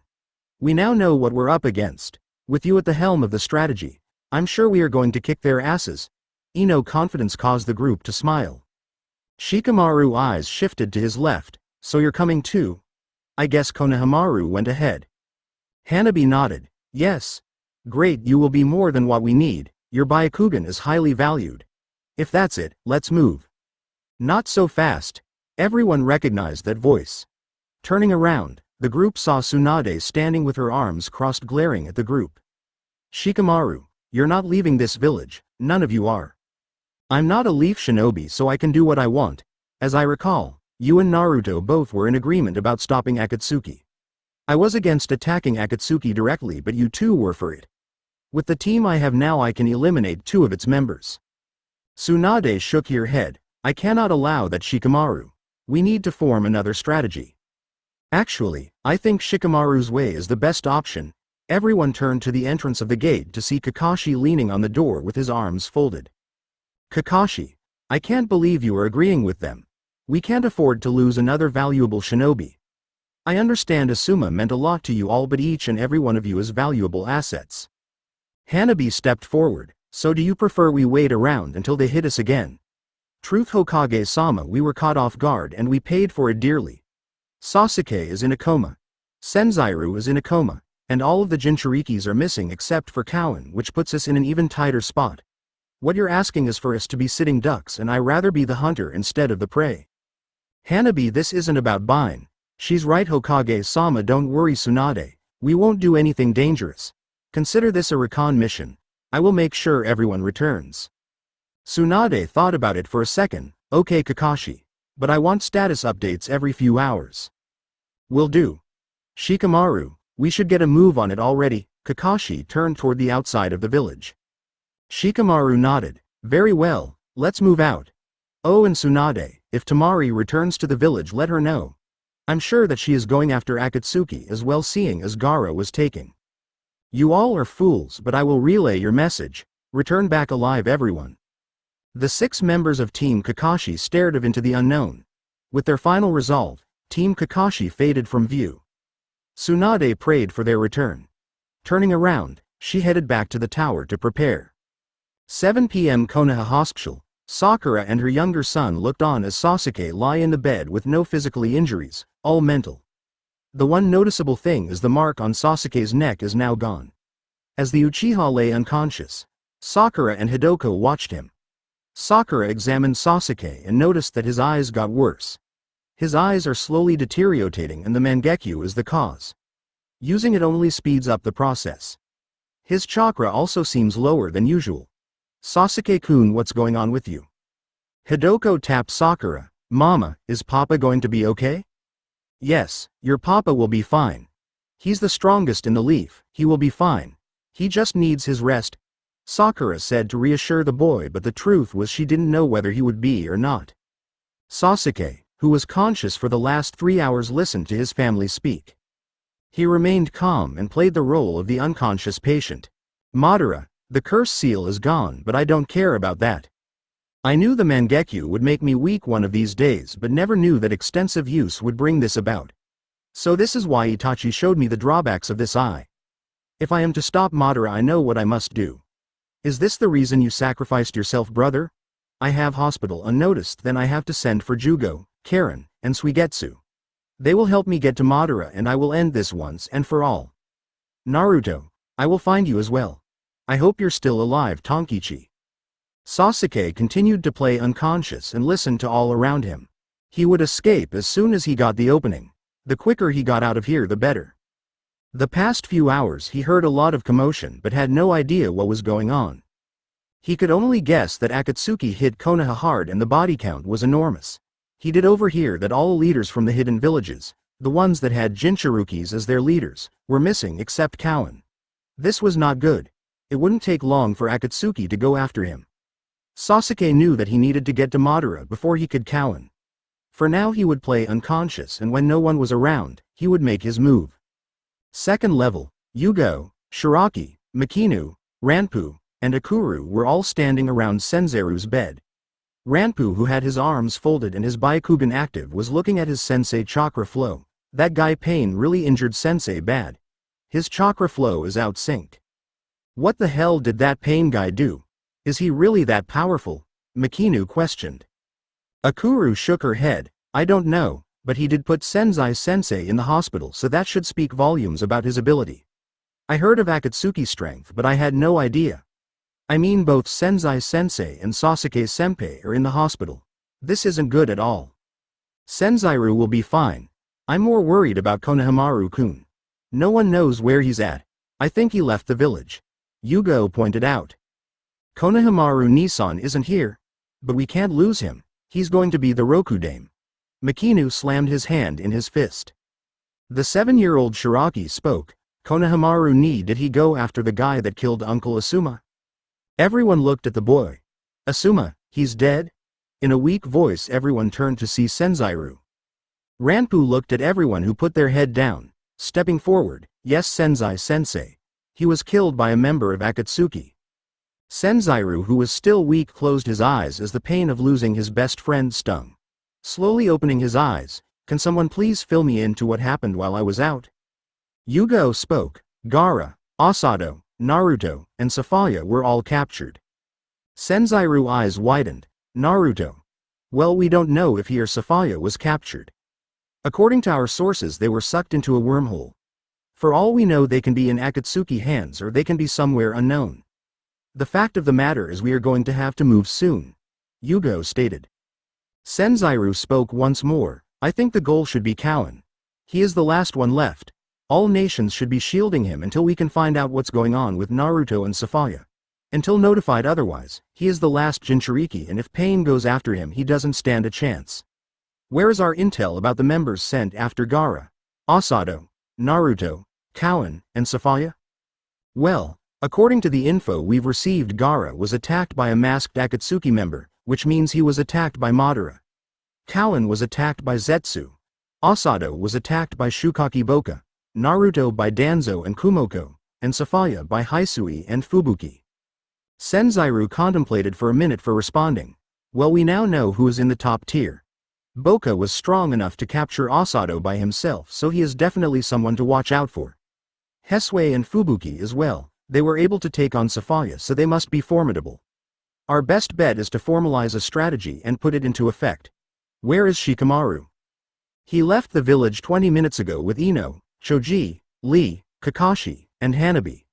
The group turned to the door to see Tsunade standing in the entrance. Oba-chan. Shiraki ran up to Tsunade and gave her a big hug. Rubbing the boy's head once she picked herself up from kneeling to his height, Tsunade addressed the group of Junin. Kakashi and his team are going after the 2 shinobi that took out Asuma.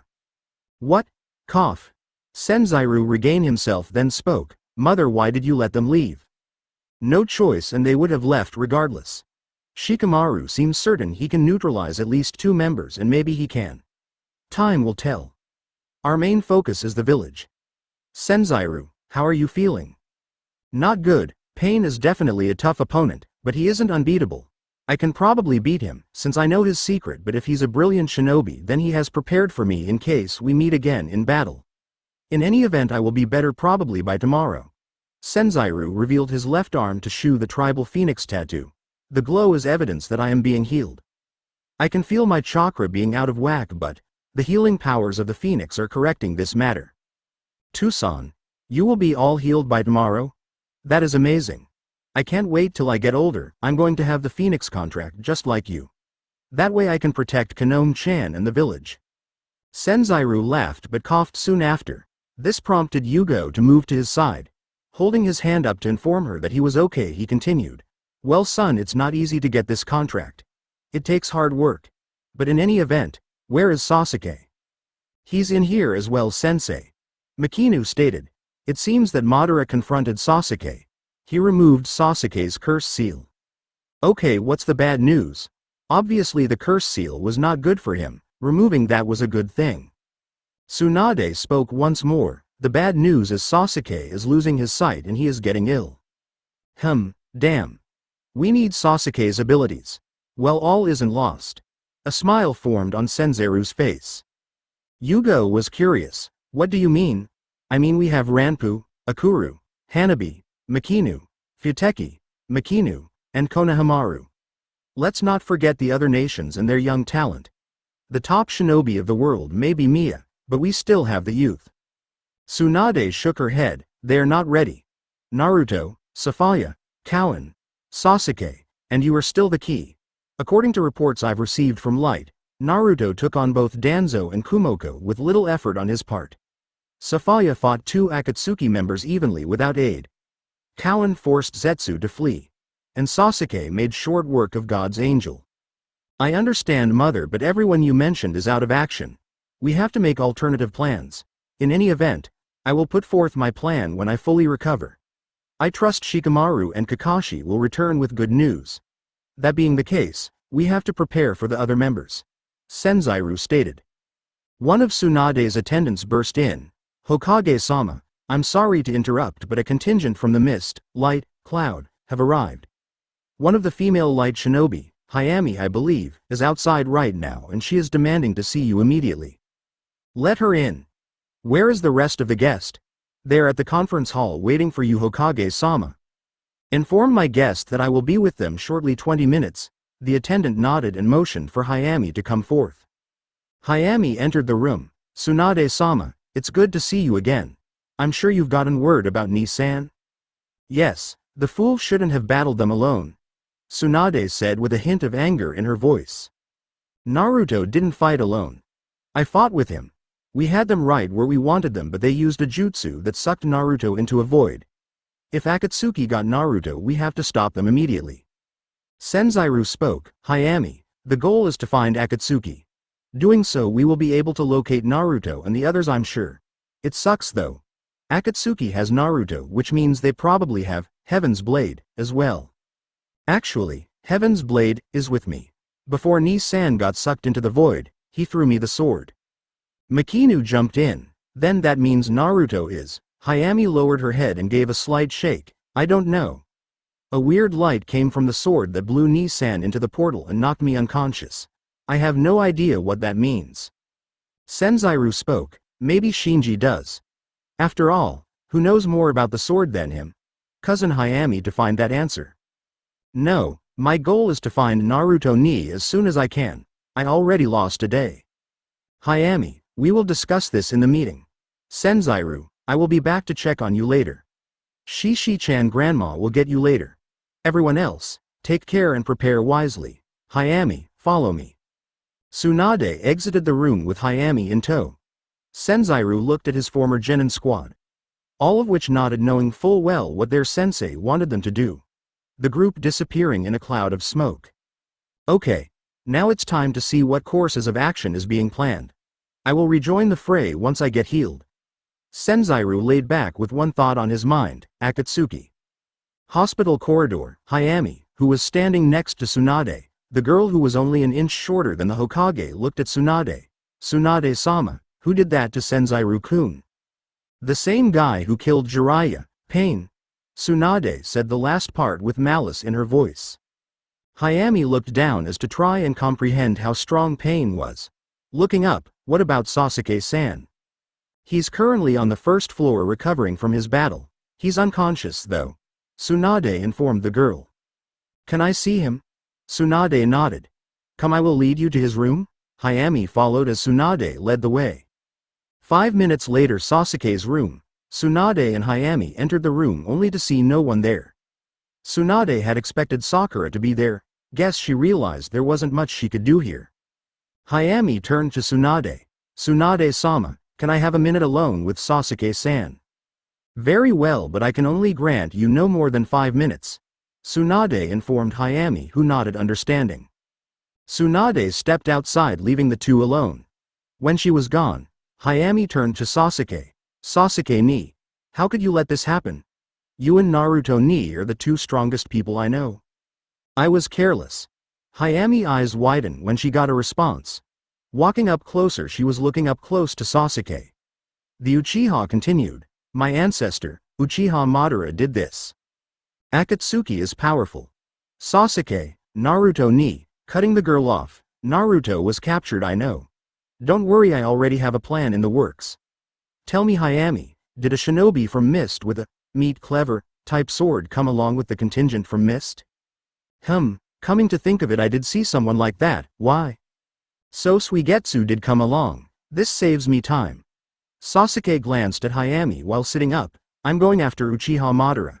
He's the key to finding Naruto. Why are you here and not in Light, Hayami? I was sent here as a representative for my village. Once I'm done, I will report back.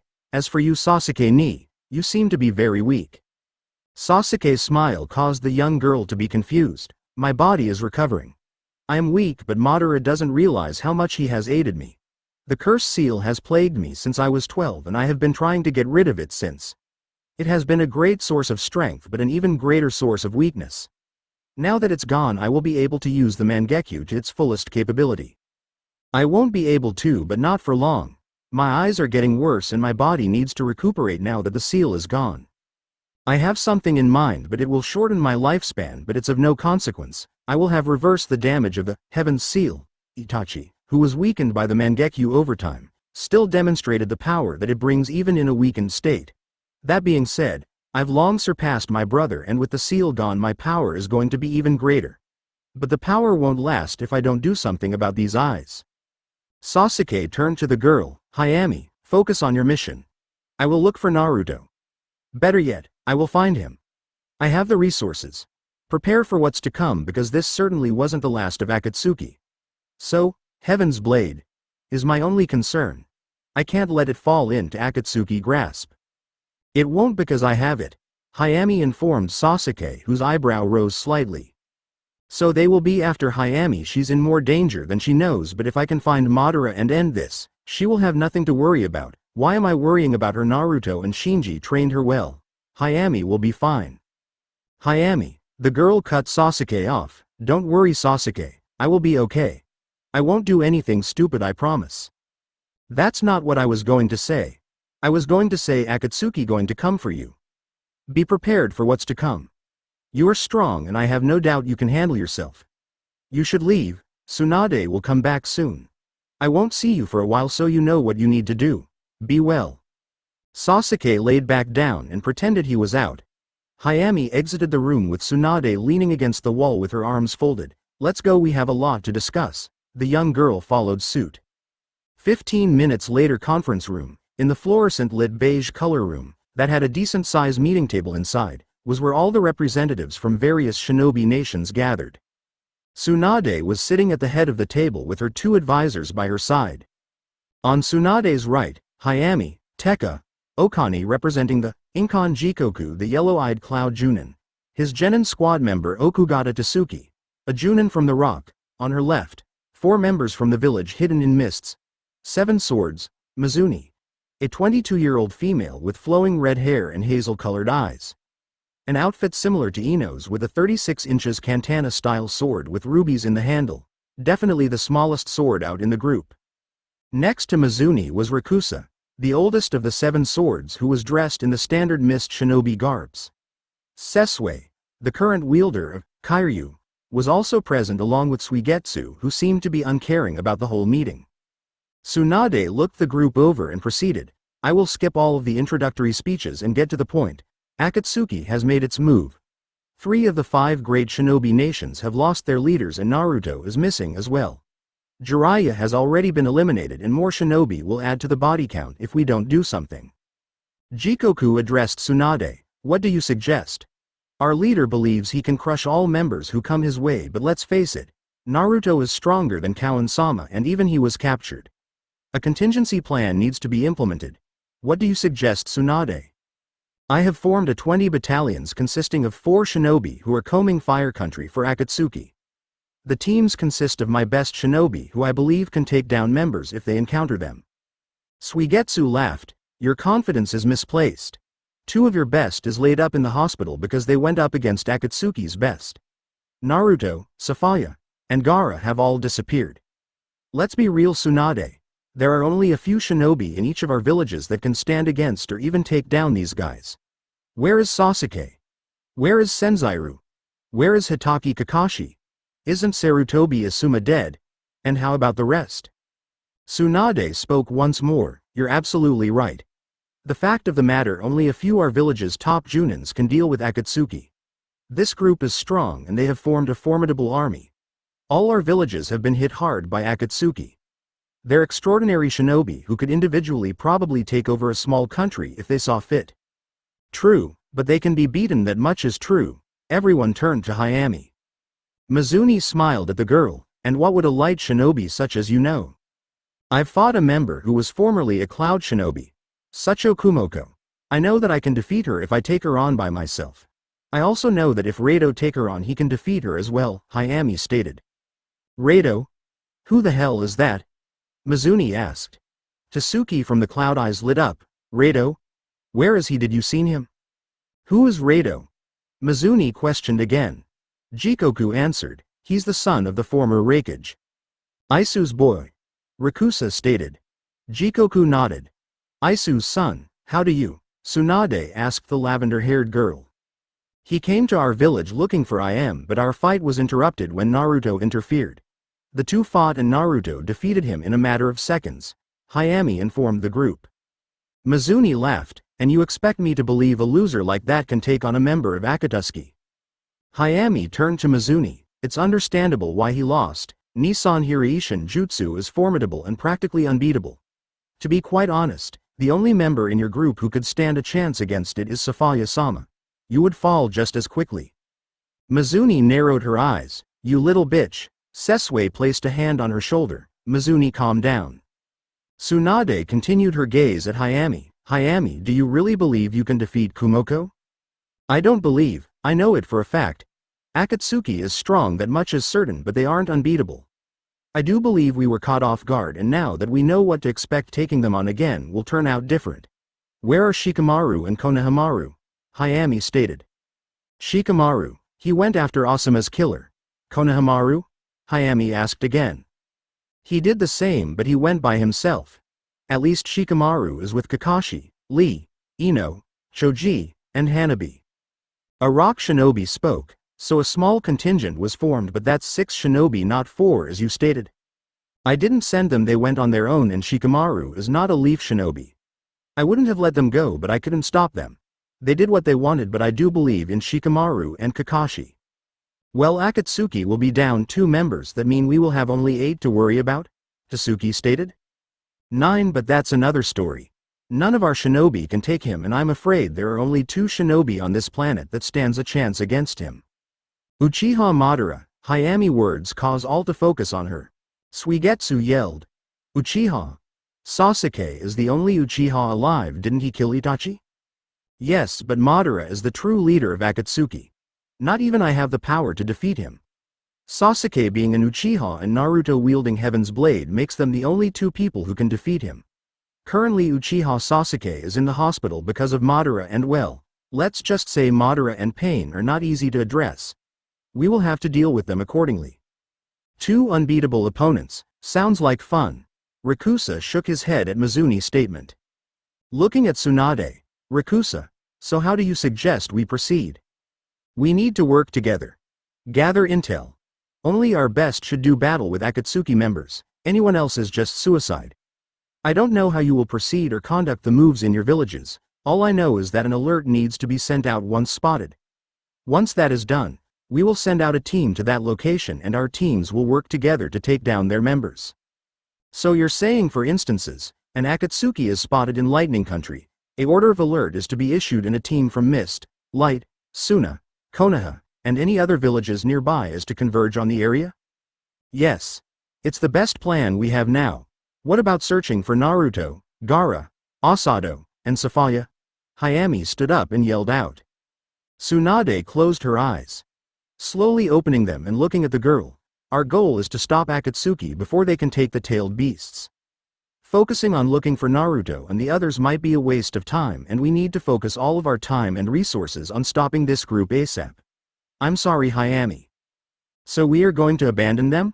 Are you serious? Kaharu finally spoke. Little girl, this is bigger than Naruto. Akatsuki needs to be stopped. Hayami shook her head. As a representative of the light, I speak on behalf of my village when I say I cannot concede to this. Our leader is missing and I believe finding him is the key. Doing this will hurt your village. You will not receive support from any of the villages. The light will stand alone, Tasuki stated. Which is why I'm using my rank as the senior shinobi to inform everyone here that the light will align with your villages. Tekka words caused Hayami to glare at the special Junin. Hayami rose from her seat once more, headed toward the door, but stopped short. It doesn't matter. You all can do what you want. If I have to hunt and take every member down to find Naruto ni, I will do just that. He did it for me, that is why I can't go along with this plan. You all do what you must. I will do what I must as well. Hayami left the room. Tsunade rubbed her temples. What are you going to do, Hayami? Suigetsu stood up. Well, if that's the plan, no need for me to stick around. Is that it, Tsunade? Yes. Remember, everyone be smart and don't do anything stupid. Everyone dismissed. Everyone filed out of the room. Outside, Hayami was walking toward the village gates. Okani was screaming Hayami's name as she trailed behind. Leaning against the wall with his arms folded, Rato's voice caused Hayami to stop and look up. I guess the meeting didn't go the way you wanted? It doesn't matter. I'm going after Naruto, your mission is done. Rato looked over at Tekka and Okani, who finally caught up. What were you thinking back there? As much as I hate to say it, the light is in terrible need of an alliance with those 5 villages, Tekka stated. Well, you got the alliance with them, so what I have to say doesn't matter. I however will not be returning back to light until I have some answers or Naruto ni. Either way, I'm following my own path. Tekka narrowed his eyes at the girl. You will be written up for this, and as for being promoted to Junin, that will take years to achieve if you do this, Hayami. I don't care, Hayami blatantly stated. Tekka was about to say something but was stopped before the words could leave his mouth. Hayami-san, you're going after Naruto, correct? Hayami turned to look at Shisui. Yes, I am. Why do you ask? I see you have a little team. Akatsuki is strong. Having another strong ally will greatly increase your chances of taking down a member if you encounter a member. You want to find Safaya, don't you? Hayami said flat out. Yes. I agree, our leaders should be our priority. The fact is, they trail will lead us to Akatsuki. I am strong too, and I know with my help Safaya-sama would have not got captured. In any event, I think me and you will make formidable team. Shisui extended his hand for Hayami to shake. The girl looked at his hand, then back at the boy. Giving a warm smile, she extended her hand. Okay, we will work together. We should get on the move. Since you decided to form this unit, where are we heading first? Rato asked the girl. Hayami was clueless. She wanted to search for Naruto but had no clue where to start. One thing she did know is she would have to find out more about Heaven's Blade, so Sea Country would be first on their list. We will head to Sea Country first and gather as much info as we can along the way. Besides, Naya-sama and Kato-sama are there and they both know about Akatsuki. Especially Kato-sama, Hayami stated. Tekka just shook his head. You all are crazy. I can't believe you're willing to look for these monsters, but I must say without Karikage we are lost. I will cover for you, Hayami, but make it back soon. Okani, let's go. I think I'm gonna stick with Hayami for a while if that's okay? Tekka looked at Hayami. She's my best friend, of course it's okay. I will look out for Okani, besides she's strong, she can take care of herself. Whatever. You have a week. I'm off. Godspeed. Tekka disappeared in a poof of smoke. Hayami glanced at Rato, Okani and Shisui. So it would seem this is our squad. I know of each of your skills. I hope you improved since the last time we met, Sisui? Gripping Kairyu, he smirked at the girl. I have come a long way since my loss to you at those exams a few years back. Since then I've been training hard night and day. I'm much stronger. I'm sure if we did battle again the result would be the same. Just be glad I'm an ally and not an enemy. Well, I haven't been slouching either. In any event, I hope you can back it up. A member of the Seven Sword and a member of the Minashu clan. I'm not really worried about UTW, your friend. She may very well hold us back with her lack of skill. Tekka would have been more suitable to this group. In any event, let's get moving, we have a lot of ground to cover. Rado disappeared in black flames. Hayami shook her head but smiled. Now it begins. Naruto ni, I promise I will find you. When Hayami moved, the rest of the group followed suit. Uchiha District, on the roof of one of the Uchiha shops that was abandoned in a long-sleeve Uchiha tunic with typical shinobi pants. Uchiha Sasuke gazed off into the distance. Closing his eyes as the wind grazed his face, Sasuke spoke, Suigetsu, it's time to mobilize, Hawk. So it would seem. So are you going after this Madara guy? Suigetsu asked. Yes. But in order to find him we will need to make a few stops. Let's move out. Disappearing in purple flames, Uchiha Sasuke was off. That damn guy always acting like he's the fucking boss. In an instant Suigetsu followed Sasuke. Uncown lands, from a cliff, Naruto and Safaya both gazed at the city below. Naruto glanced at Safaya, who nodded. In an instant both shinobi moved from their location toward the city. It didn't take them long to reach the city. Entering the city was easy enough, their shinobi skills allowed for this to occur. But even then, Naruto and Safaya were both a bit uneasy at the fact they were able to enter so easily. Something just didn't sit right with them, but they would be very cautious as they maneuvered. It was now nightfall, and even so, the city itself was still bright and vibrant. The street lights, the huge monuments and buildings, and numerous amounts of shops that were still open made it easy to blend in with the population. Both hungry, the two decided to eat at a local food stand, then find a place to rest. Taking their seats at a local food stand, Naruto waved his hand to the older lady. Can I get a bowl of miso ramen? Safaya raised her hand. I would like the same, boss-san. Turning to Naruto after ordering, the blue-haired shinobi from the mist addressed her ally. Hey, I've had a bad feeling ever since we entered this city. You mean the fact that we were able to enter as easily as we did? Yes, you're right. I can't explain it, but we can't dwell too much on that. We have our goals, Naruto stated. Even so, it's just fishy. Have you noticed? Naruto nodded. Yes, but we won't make a scene here. Remember, we are a long way away from home, and honestly, we may never get an opportunity like this again, so we have to be extra careful. The old lady came back with 2 bowls of ramen. Thank you, boss-san. I'm curious, do you have any idea where is the nearest hotel? The old lady nodded. There is an inn about 12 blocks east of this location. It's on the outskirts, but the rate is cheap for couples. Safaya was about to inform the lady that they weren't together, but Naruto interjected. Yes, me and my wife are very tired. Man, it's been a while since we've been able to take a break. Ha ha ha. Naruto gave a light laugh. Turning to Safaya, my wife and I don't have much money, and if this place is cheaper than these expensive joints that are complete rip-offs, we will definitely head there. Young love, how I remember the days. My husband doesn't even look at me the way you look at your wife. You are lucky. What your name is? The old lady who served the food asked. Naya. Naruto offered the old lady his hand. Minato, nice to meet you.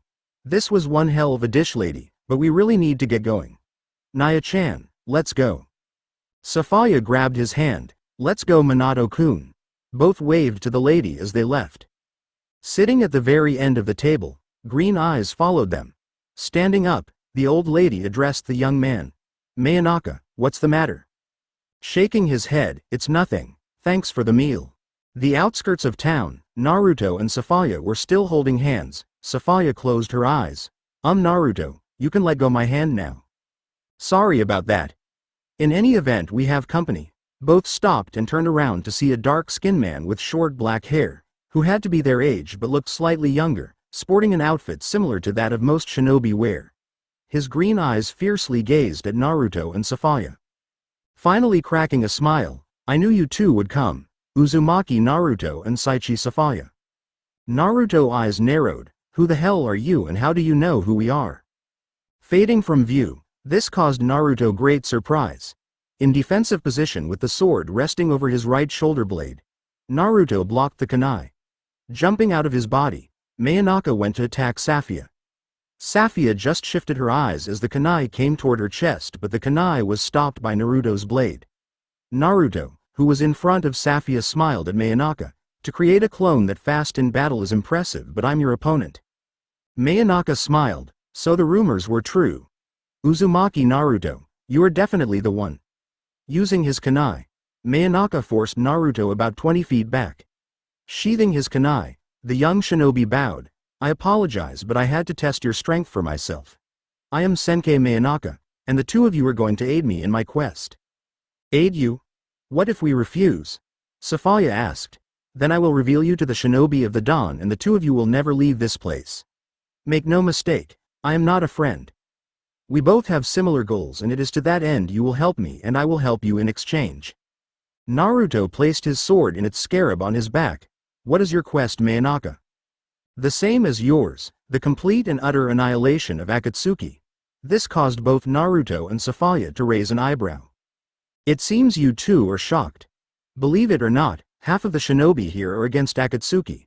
But the sad fact is we don't have the power to stand against them, especially Pain, Mayanaka stated. Naruto's fist clenched at hearing that name, Pain. I can only assume you have dealings with Pain. It doesn't matter. We better get out of here soon. Follow me if you wish to survive another day in this place. What guarantees do we have that you won't betray us? Safaya questioned. Slowly turning to the Mist Leader, you have none. But I will say this, do you really think that two people of your caliber would slip through our barrier so easily without assistance? I figured as much, Naruto stated. Seeing as this is Akatsuki and they are extra careful, there is no way we would have gotten this easy. So how did you even know we were coming? You have high chakra levels and it was felt by our technology bureau. Being a high-rank shinobi of grade A in the dawn, I offered to take care of the threat myself if there was one. When I discovered it was you two, I reported to the bureau that there was nothing to be worried about. I then masked my chakra and followed you. I knew you two would never get in the city if I didn't disable the shield for an instant. I got you in, getting out is on you. Now, that I've explained myself, shall we go? Mayanaka looked at the two. Naruto didn't know if he could trust this guy, but he did know that they were in enemy territory and they needed any help they could get stepping forward. Naruto offered his hand.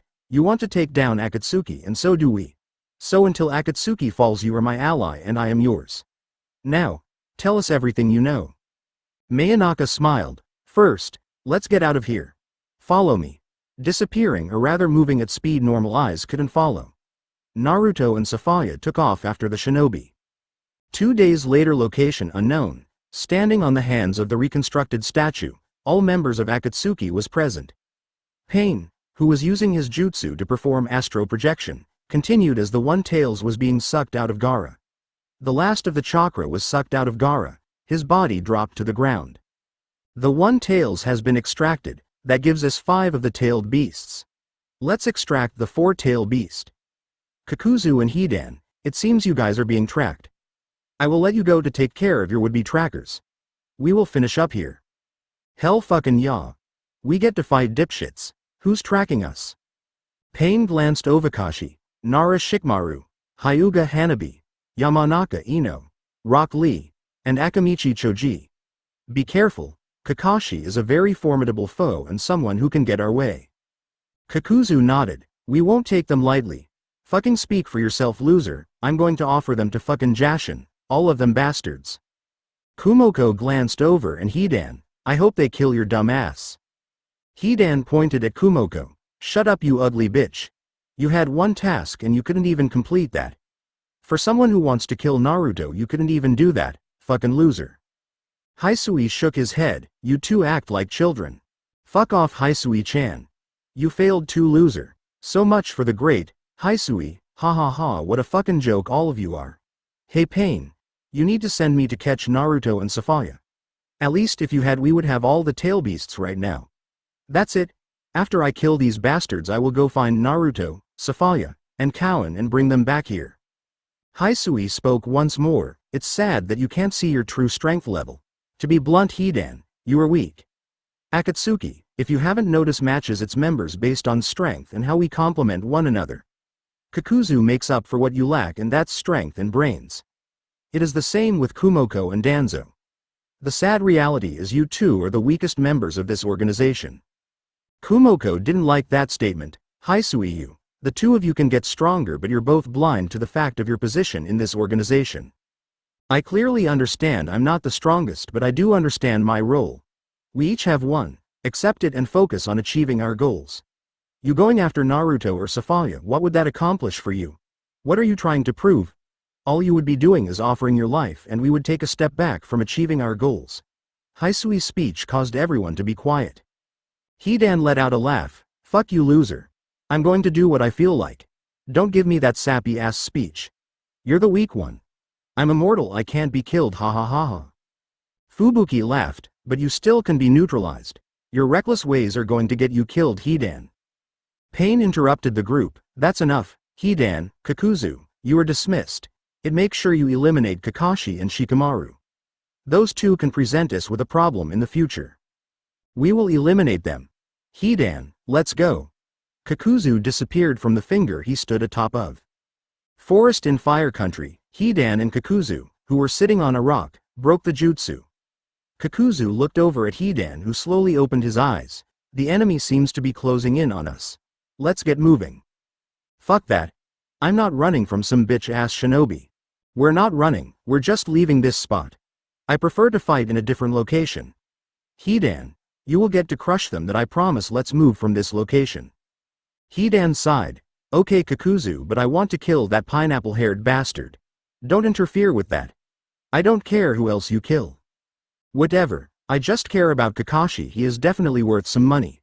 I will take him down. You can have the rest of those weaklings. Kakuzu said to his teammate. So where the hell are we going if they are coming after us, Kakuzu? Hidan questioned. Somewhere in the forest. Kakashi, Shikamaru, Ino, Choji, Lee, and Hanabi all stopped and gathered in a circle. Shikamaru addressed the group. Okay Hanabi, you placed them about 25 miles from this location, correct? Yes. They're heading west now, but they aren't moving at a fast pace at all, so it is very likely that we will be able to catch up with them soon. So what is the plan, Shikamaru? Hanabi, along with everyone, gazes fell on Shikamaru. Kakashi. Here, Shikamaru handed Kakashi a small container. You should know what I'm thinking.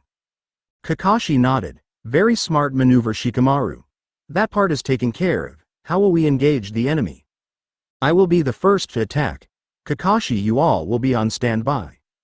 Choji didn't think it was wise, so he decided to speak his opinion. You can't take them on by yourself, Shikamaru, that's sway. It's a perfect plan, Shikamaru. Hanabi said with a smile. What do you mean? They will kill him.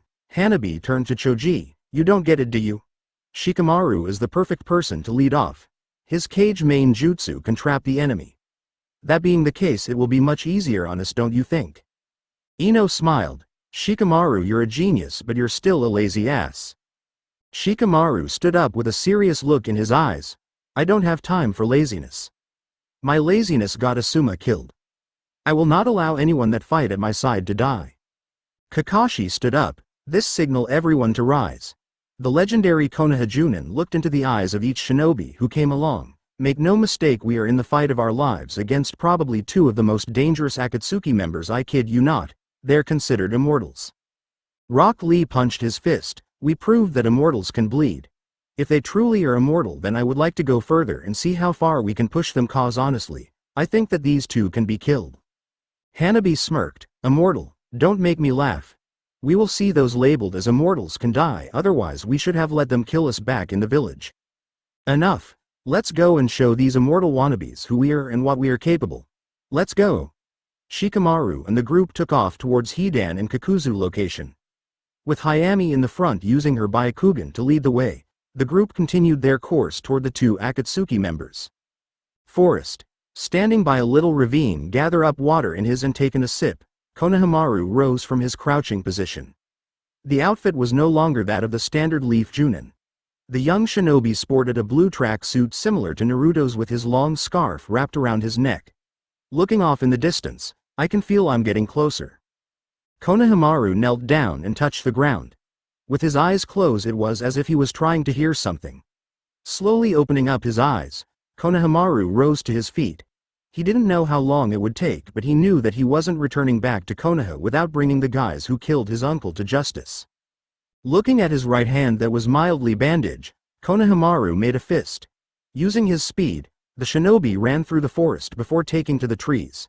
His mission was clear. His goal was all that he saw: bringing those who committed the crime to justice. 40 minutes later, Southwest Fire Country, Forest, Hidan plopped down on the nearest rock. Kakuzu stopped and turned to his partner. "Why are we taking a break?" "'Cause I want to rest. Is that a problem? I swear you're such an uptight." Kakuzu zoned Hidan out and focused on his surroundings. Something wasn't right and he was trying to figure out what it was. Scanning the area while Hidan was still ranting, he looked up to the sky to see a bird. I haven't seen a bird for miles. This is very interesting." "Are you listening to me, Kakuzu?" Turning back to Hidan, "We have company."